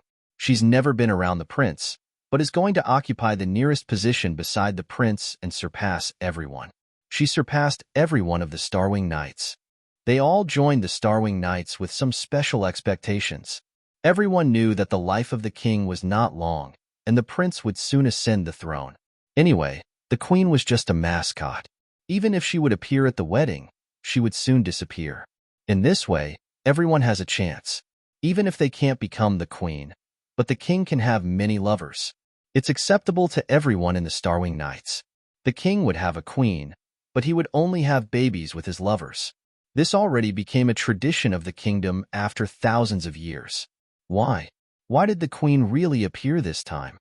She wasn't being tightly wrapped in a black wedding dress and maintained silence. She walked in the sun, wearing a lovely and light black princess skirt, chasing colorful butterflies, pure as a child who knows nothing about the world. Considering her age, could the kings marry? No, her height is obviously lower than that of the recorded queens. Huayu shook her head and drove this ridiculous idea out of her mind. The queens who appeared in the moonlight sacrifice had amazing similarities. Silence, reticence, and never show their true faces. Huayu couldn't connect any of them to the lively and lovely young girl in front of her at all. Prince, is she really the legendary queen? Even though he had previously explained it, Huayu still had great doubts or jealousy. Do you like her? This issue was very important, not only for Huayu, but also for the whole group of the Starwing Knights. Well, she's the queen indeed, though we haven't finished the wedding yet. Do I like her? Well, this time, Yun she couldn't give a simple and clear answer. After all, it was really difficult to say that he liked such a little girl. There's a problem. There's a big problem. Whether from the perspective of love or as the leader of the Starwing Knights, Huayu realized Yun she's insincerity. The queen who never showed her true face suddenly appeared. The prince who was going to be the king answered her question with a rare stumble. They must be hiding something. This was her intuition as the leader of the Starwing Knights. Well, it was actually a wonderful misunderstanding. The reason he couldn't say the truth was that he didn't want to expose the queen's secret, and he really didn't know how to explain the reason why he wanted to marry an obviously underage girl. Even if this young girl's real identity was the master of the Forgotten Ruins, the queen of the ancient Assyrian kingdom, a strong person, as her, who could kill Yun she hundreds of times with her eyes closed. Looking at the young queen who was running after a butterfly, he couldn't find a reason to explain it to Huayu. What a luxurious trouble that only the prince would have. I see. Huayu suddenly understood. As expected, there is no love relationship between the prince and the obviously underage queen. From the way he looked at her, it was more like the gentle way a father looked at his daughter. Then, it can only be explained by the reasons of a political marriage. Is that rumor true? In order to make a vow with a certain tribe, all the kings had to marry a queen from that tribe. White Moon, don't run too fast. He knew that the queen of Assyria had a limited time to use this puppet body. Although White Moon's body could greatly reduce her consumption, the time she could stay here had been extended to about 3 days or more. The puppet's body will not feel tired, but it will also consume magic power relatively fast. Therefore, if she continued to run around like this, she may have to stop activities before the arrival of the wedding. At last, The queen caught the butterfly in her hands. Then she extended her hands and let the butterfly fly away. It doesn't matter if the butterfly can be caught. What matters to her is the process. It's the biggest luxury for the young queen who can't leave the underground lake. Why the previous kings could only look across countless spiders at the queen sleeping on the throne of the giant spider. It was not that the queen was so inhumane, but that she could only use long sleep to pass the long time in the underground lake. For the young queen of Assyria, the underground lake was actually a cage that she couldn't leave, the place where she was permanently confined under the bloody new moon. Silent, cold, except for spiders, cold lake water, and forever red crescent. She had nothing. For thousands of years, only when the kings could walk there and swear allegiance to the young queen of Assyria. Only at that time could the young queen descend on the puppets made by the kings and come to the sunshine world as a hypocritical queen for one day. It was because she could still look forward to such a holiday that the young queen of Assyria had endured the long years in the underground lake. But this time, it was different. For the first time, she had a perfect body that could move freely. The body of this puppet was exactly the same as that of her. It could smile or walk. Even if it ran like this in the sunshine world, she wouldn't feel any discomfort. For the first time, she felt real freedom and real happiness. Like a bird released from a cage, she spread her wings and flew freely under the sky. Once she realized this freedom, she could never go back to the past. Is the air in the sunshine world so fresh? It's totally different from what I smelt in the past. Always being surrounded, she couldn't smell the fragrance of flowers and trees. She couldn't monopolize the dancing butterfly. She couldn't run on the earth without any restriction. Every step and every breath here was different from the past. There is no need to hide anything here. This here was the real her. She was completely addicted to this small and lovely body. I already can't go back to the past. Lifting the skirt corner, she panted in front of Yun-Shi. Her face was ruddy, and her eyes were shining.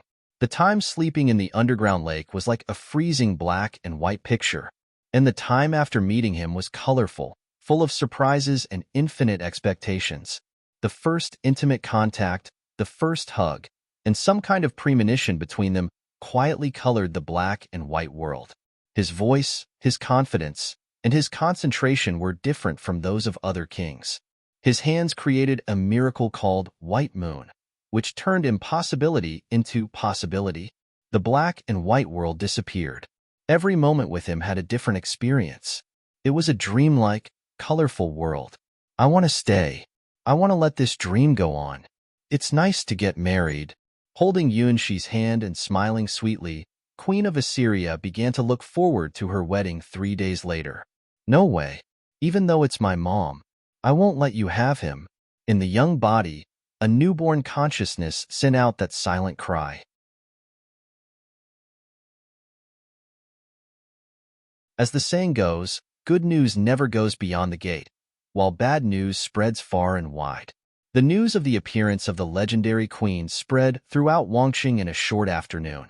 In the tavern, people were all talking about the king's bride who appeared for the first time in thousands of years. Have you heard that the queen finally appeared this time? A wine drinker announced the big news to those who did not know the news with an excited expression. Queen? Does our kingdom have a queen? Queen? Does John drink too much now? Our queen? Isn't it just a mascot? She won't come out before the wedding starts, and she only appears on the wedding day. This was the reaction of the ordinary people of the kingdom. After all, everyone was used to the tradition of the royal family. The so-called queen was basically a mascot. No, it's true this time. The queen has appeared. It's said that she's a beautiful woman. John, who got the gossip from the palace servant, had a strange look on his face, waiting for others to shout. As John expected, when the news came out, the people in the whole tavern exclaimed, "What? Is this true? That queen has appeared before the wedding day. How beautiful is she? Has anyone seen her true face? Isn't it said that the queen's veil can only be lifted by the king?" Well, after 1,000 years, there were many stories about the mysterious queen. Yes, more than one person saw her, and she is a more perfect girl than you think. John enjoyed everyone's expression. What does she look like? Is it true that the queen is from a desert tribe? Say it, John. Drink my wine. Drink as much as you like. Say it. Don't let it beat you. Looking at the people's eager eyes, John said the truth triumphantly at last. Our queen is only 12 this year.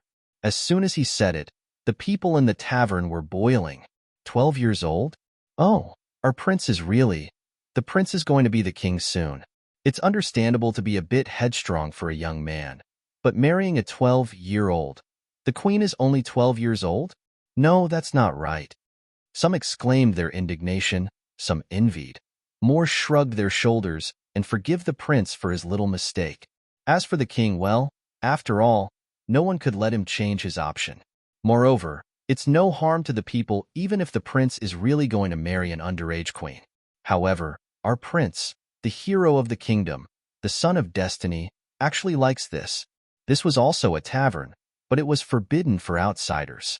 It was just a tavern belonging to the Starwing Knights, and the atmosphere here was gloomy. No, I don't accept it, Ling Ling cried. The peaks on her chest were squeezed on the table and almost flattened. Why did that non-existent queen come out suddenly? Doesn't the queen only appear on the wedding day and then disappear? I joined the Starwing Knights to fall in love with the prince. No, I don't accept it. In the tavern, Ling Ling was not the only one with a sad expression. Other members also showed a lifeless expression, as if they just saw the end of the world. Everybody, don't be so desperate. Lulu, who was in charge of mixing wine, was the only one who was trying to comfort her drunk companions. Now, only Lulu still maintained her emotional stability. Her personality was that kind of good wife who accepts all the advantages and disadvantages of her beloved without any reason. Even if the prince was going to marry a young girl, she would bear it. However, not all people had such a good temper as Lulu. Most members of the Knights still wanted to fall in love with the prince and have a baby with him. Originally, they were all on the same running line. Even if their leader, Huayu, had a slight advantage, it was like a 3 meters advantage in the 100-meter race. But suddenly the queen directly appeared at the end of the 100-meter race. This is cheating. She won without even running. No one had ever regarded the mysterious queen as an enemy, because the wedding ceremony of the prince and her was just a perfunctory ceremony of the kingdom in their eyes. No one had ever thought that the queen would appear suddenly and defeat all the members of the Starwing Knights with such an ultimate skill. For the young girls in love, this was 100 times more important than fighting against the dragon. If it wasn't for a reason that everyone knew exactly, none of them would join the newly formed Starwing Knights. The enemy is very strong. Xiao Qiao drank the fruit wine made by Lu one after another, and a group of companions of the Starwing Knights had fallen beside her. As the strongest girl of the Starwing Knights, her attitude was like a weather vane for the girls of the Starwing Knights. Even she began to get drunk. It meant that the spirit of the Starwing Knights was falling to the point of hopelessness. Lulu sighed at Xiao Qiao, who looked soberer and more dangerous. Prince, you really don't know a girl's heart. Even if it's just a political marriage, that white moon is too young. No one will be reconciled to lose to such a young girl. If this went on, the Starwing Knights would probably soon be disbanded. You fool, don't be so sad. We still have a chance. Mei Lan comforted the crying Ling Ling. She couldn't just watch it. The Starwing Knights was in a life and death crisis. It was clear that most of them were only about 16 years old, but they drank like a group of sad old men. Looking at the appearance of her companions, Lulu silently concocted the medicine and wine that was beneficial to the body and mind and frowned. Even though she tried to make the wine harmless to the body, they would only be intoxicated in the alcohol anesthesia. The girl's melancholy almost infected everyone except Lulu. They couldn't easily accept that their dream had been taken away by a young girl suddenly. In this respect, there was really no more mature girl than Lulu, who was so kind-hearted in nature. Tinkle. Just as everyone seemed to be about to get drunk, the doorbell at the entrance rang. Almost all the members of the entire Starwing Knights were here. At this time, the only person who would come here was not only Lulu, but everyone who was drunk or crying looked at the door. There, the golden spiral of blonde hair was shaking, like the last ray of sunshine in a long night. Compared with the girls in the tavern, only she still raised her head high, just like a princess who was confident and proud. No matter her mind or her calm demeanor, she was worthy of the name of the leader of the Starwing Knights. Behind her were the last two new members of the Starwing Knights, Moo, who was looking around curiously, and Robin, who had a helpless expression on her face. Leader Huayu. Moo Robin. Seeing Huayu, many frustrated members of the Starwing Knights saw a glimmer of unrealistic hope. Before today, undoubtedly, the person closest to the prince in the Starwing Knights was their respected leader. She was the most outstanding noble girl of the kingdom, the founder of the Starwing Knights. Her personality and charm supported the Starwing Knights. No matter if it was the daughter of the noble family or the children born in poverty, they all agreed that Huayu was the most perfect leader of the Starwing Knights. At this moment, her emergence undoubtedly brought a little wave of hope to the lifeless members of the Starwing Knights. Everyone looked at her, waiting for something or expecting something. Hello, everyone. When Huayu glanced at the tavern, she knew that the worst situation she expected had happened. The entire Starwing Knights had fallen into despair, just like when she saw the young bride for the first time. Except for Lulu, others could be regarded as if they had abandoned themselves. Xiao Qiao was drinking in silence. Ling Ling was crying to death. Mei Lan was completely disorganized. The more hope and bigger dream they had, the stronger the blow they would suffer when they faced this rat trap. Like the darkness before dawn, the Starwing Knights had come to a dangerous situation of disintegration. At this time, she had to stand up. Are you going to give up? First, ask them what they really think. If they really want to quit the Starwing Knights because of this, it means that they will only reach this level after all. I don't want to, but Ling Ling cried like a child. She was the one who suffered the most after knowing that the prince would marry White Moon. If it was a 100-meter race, then Huayu was 3 meters ahead than others, and she was at least half a meter ahead of others. She was very satisfied with this situation. Why would the underage bride pop up and occupy the flag of the destination? Foul, it's a foul. She wanted to report anonymously. It's cheating. It's cheating. I don't want to give up, and we can't give up. Ling Ling. At this time, only Mei Lan comforted Ling Ling. In her eyes, although Ling Ling was stupid and couldn't handle everything well, Ling Ling's love for the prince was the most straightforward. The confused Ling Ling, the crying Ling Ling, the childish Ling Ling made Mei Lan feel the same. Her tears were for all the girls of the Starwing Knights. Then, don't give up. The leader of the Starwing Knights, Huayu, announced with a firm voice. Yes, never give up. No matter how powerful the opponent is, even if it is so hopeless, we don't want to give up and won't give up. The fact that no one in this tavern left was the best proof. If they really give up hope, how can they all come here coincidentally and wait for an opportunity? This opportunity was what she must bring as the leader of the Starwing Knights, and what she must shoulder as the leader of the Starwing Knights. At any time, she must stand up, even in the face of a desperate situation. This is the virtue of a knight and the creed of Huayu. The white golden rose never withers. But there will be the wedding soon, and it seems that the prince does like that child. This was the most frustrating trouble for most members of the Starwing Knights and the unsolved problem that led to this situation. The prince likes the child named White Moon. That child has the right to marry the prince, which is the tradition of the kingdom for thousands of years. If we don't do it, how do we know that it is impossible? Huayu's eyes sparkled with extraordinary brilliance and grabbed Robin's hand. Say it to us. Tell us the prophecy. Robin's face looked helpless. These young knights are really lawless.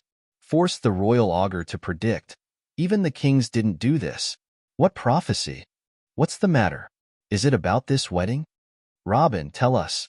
At this time, even a glimmer of hope was like the last straw for a drowning man to the girls of the Starwing Knights. Cough. This is not a prediction of love, Robin coughed. This prophecy points to the ultimate fate of the world. The bloody birds flew on Robin's shoulders and gave a strange laugh, as if they were laughing at these knights who knew nothing about love. Robin used her hero-ranked skill, Robin's unfortunate prophecy. Let go of the queen. Let go of the queen. The queen is beautiful and lovely. The queen is gentle and generous. The queen is pregnant. Who did it?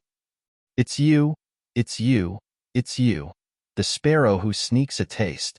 Blood moon falls, white moon rises, and no one survives. The prince who kills his father and marries his mother will eventually witness the end of blood.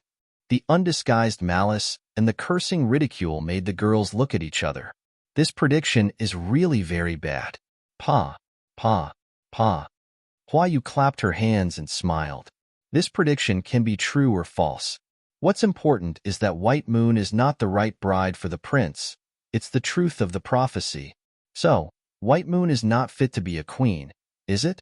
This explanation was a little far-fetched, but for the frustrated Starwing Knights, it was a powerful cardiotonic. Yes, I'm not opposed to the prince's marriage, but that White Moon is too small. Even if there is any political marriage agreement, they should wait for 3 or 4 years at least. How can a child of this age have a baby?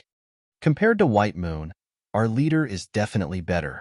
After Hua Yu took the lead, the girls of the Starwing Knights suddenly came alive. On the counter, Xiao Chao had a smile in her eyes, and the frequency of drinking became leisurely. How can I lose to that underage child?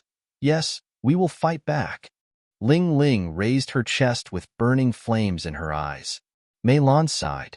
She understood that Hua Yu was not sure of winning, but she just didn't give up. Unlike Lulu, the proud Hua Yu would never let go of her dignity. Even if she loses, she will only stand to death and never kneel in front of the queen. On the battlefield of love, she is also a white gold rose that will never wither. If it was Xiao Chao, she would probably kill all her opponents and then come back to drink, covered in blood. Mumu, there is an important task for you. After solving the morale problem of the Starwing Knights, Hua Yu came up with another trump card. Throughout the Starwing Knights, only Mumu was at the same age as White Moon. If the prince really has that special hobby, he will definitely love such a lovely Mumu. Although Hua Yu never thought that the prince was that kind of person. From the time she saw White Moon, she suspected that there was something wrong with the wedding. The prince's hesitation when she questioned him proved her conjecture. Yeah. Mumu raised her hands and looked curiously at the girls around her. Tonight's dream is really interesting. In a huge nest in the Forgotten Ruins, a girl whose body was covered with bandages was reporting the result of the war to the sleeping dragon with her teeth gnashed. Her face looked similar to someone, but her skin was covered with many brown dragon scale. I lost because I was too careless. It was just carelessness. The giant dragon sleeping on numerous treasures was a beautiful emerald dragon. From the horn to the tail, its whole body was bright green. Every scale was covered by crystal green light, which even covered the bright golden color of the treasure hill under its body. A knife-shaped green light floated on the top of the emerald dragon's head and was constantly rotating. Next to the emerald dragon, there were several dragon eggs with different colors, each of which exuded the same huge sense of pressure as the desert dragon. The red dragon egg released an irascible flame breath. The black dragon egg released a poisonous corrosion breath. The blue dragon egg released a cold frozen breath. This was the ultimate source of fear in the entire world, the strongest army on the dragon side in the Dragon's War.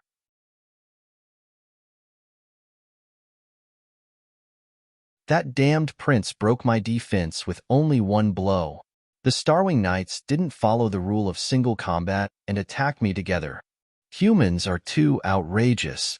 Zaka transformed into a human form and cried about what she experienced when she ran to the human world, and despised those who didn't obey the rules. The fight between dragons is always one-on-one. It's a shame for dragons to fight in groups.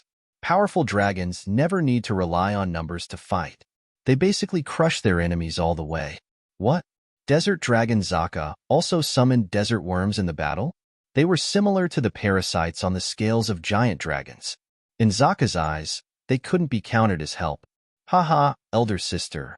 You are too weak. In this way, the Great Mother will cry. You bring disgrace to the name of Zaka. The eggs of different colors laughed at Zaka together. Their names are all Zaka. In the dragon language, it means the shadow of the dragon. They are the descendant of the great emerald dragon, and each of them had the power of different dragon attributes. The firstborn was Desert Dragon Zaka, who has the power of dust. The second was Ice Dragon Zaka, who has not yet come out of the egg and has the power of ice and snow. The third Fire Dragon Zaka has the power of flame. The fourth and the last one was Black Dragon Zaka, who has the dual attributes of darkness and corrosion. They are the four kings of the world, and the stronger they are, the longer they will stay in the egg before being born. Desert Dragon Zaka was the first in birth order, and she had been raging on the mainland for a long time, and she was responsible for most of the bad reputation of dragons. And the second Zaka, Ice Dragon Zaka, was about to be born. Therefore, the dragon camp would soon have two real dragons. As for the third, Fire Dragon's birth time was still uncertain, and the fourth dragon, Black Dragon Zaka's birth was far from certain. Even so, human beings had almost been defeated by the evil dragon camp. If not for the Prince Yun Shi and the Starwing Knights, this continent would have been the territory of the giant dragon. As the first sister, Desert Dragon Zaka had always been the most enthusiastic about invading the world. Unfortunately, the attack on the capital failed, and she had to flee back to the dragon's nest and be laughed at by her unborn sisters. I didn't lose, it's just a strategic retreat. Retreat? I can recover from such little wounds after a few days. Then, I will go back and kill them all immediately. As the eldest sister, Desert Dragon Zaka never admitted that she lost and fled. Don't explain, sister. That's all right. I'll break my shell and replace you as the strongest of the four heavenly kings. Without Little Red and Little Black, I can solve the problem alone. The dragon egg, the second Zaka, the incarnation of ice and snow, sent out a sharp declaration of war. Human beings are not worthy to be the opponents of dragons. This world belongs to us dragons. Even the proud queen has become the gatekeeper of our dragon family now. Only us dragons can rule the world. As the Zaka bred by the original giant dragon, she had strong confidence and ability. Compared with Desert Dragon Zaka, as an ice dragon, she had a more terrible control ability. Her ice field can completely turn the world into a world of ice and snow. All the creatures entering this field will be frozen. It seemed that the original giant dragon, the Emerald Dragon, was very satisfied with the announcement of Ice Dragon Zaka. The knife-shaped green light hanging on the Emerald Dragon's head fell down and touched the blue dragon egg. That was the grace and blessing from the original giant dragon. Whoa, my elder sister's dignity. Desert Dragon Zaka drew a circle on the ground with an aggrieved look. I'm the first Zaka. I'm the one who attacked human cities and let them understand the stateliness of the dragon race. Why was she born the earliest, thus becoming the weaker one? She was clearly the elder sister, but she was destined to be outdone by her younger sisters. How could it be? It's not fair. It's all the fault of that damn prince. My injury will be cured in about 2 days. Then I will go to the city again and kill everyone in the city. Anyway, human beings are just insects. They all should die. In the palace, the young queen of Assyria looked curiously at the female officials around her. What do they want to do? Why does everyone look at her pitifully and sympathetically, but dare not say anything? I'm so happy. Why do you look at me with such an expression? This body can move freely, enjoying the warm sunshine and fresh color. She was not even willing to sleep. She just wanted to look at the world more times.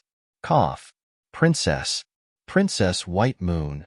The head of the female officials looked at the little princess who did not know what fate she would have. There are some things we can't do without telling her. There are some fates that she has to bear. Even at the age of 12, as the protagonist of the wedding after 3 days, those things are inevitable. Well, the prince asked me to come to class. What class is it? The queen looked at the officials with innocent eyes. I don't know what class it is, but I was asked by everyone Yunshi. Yes, the class for the common sense of the wedding night. The female official's expression was complex, but she had to fulfill her mission.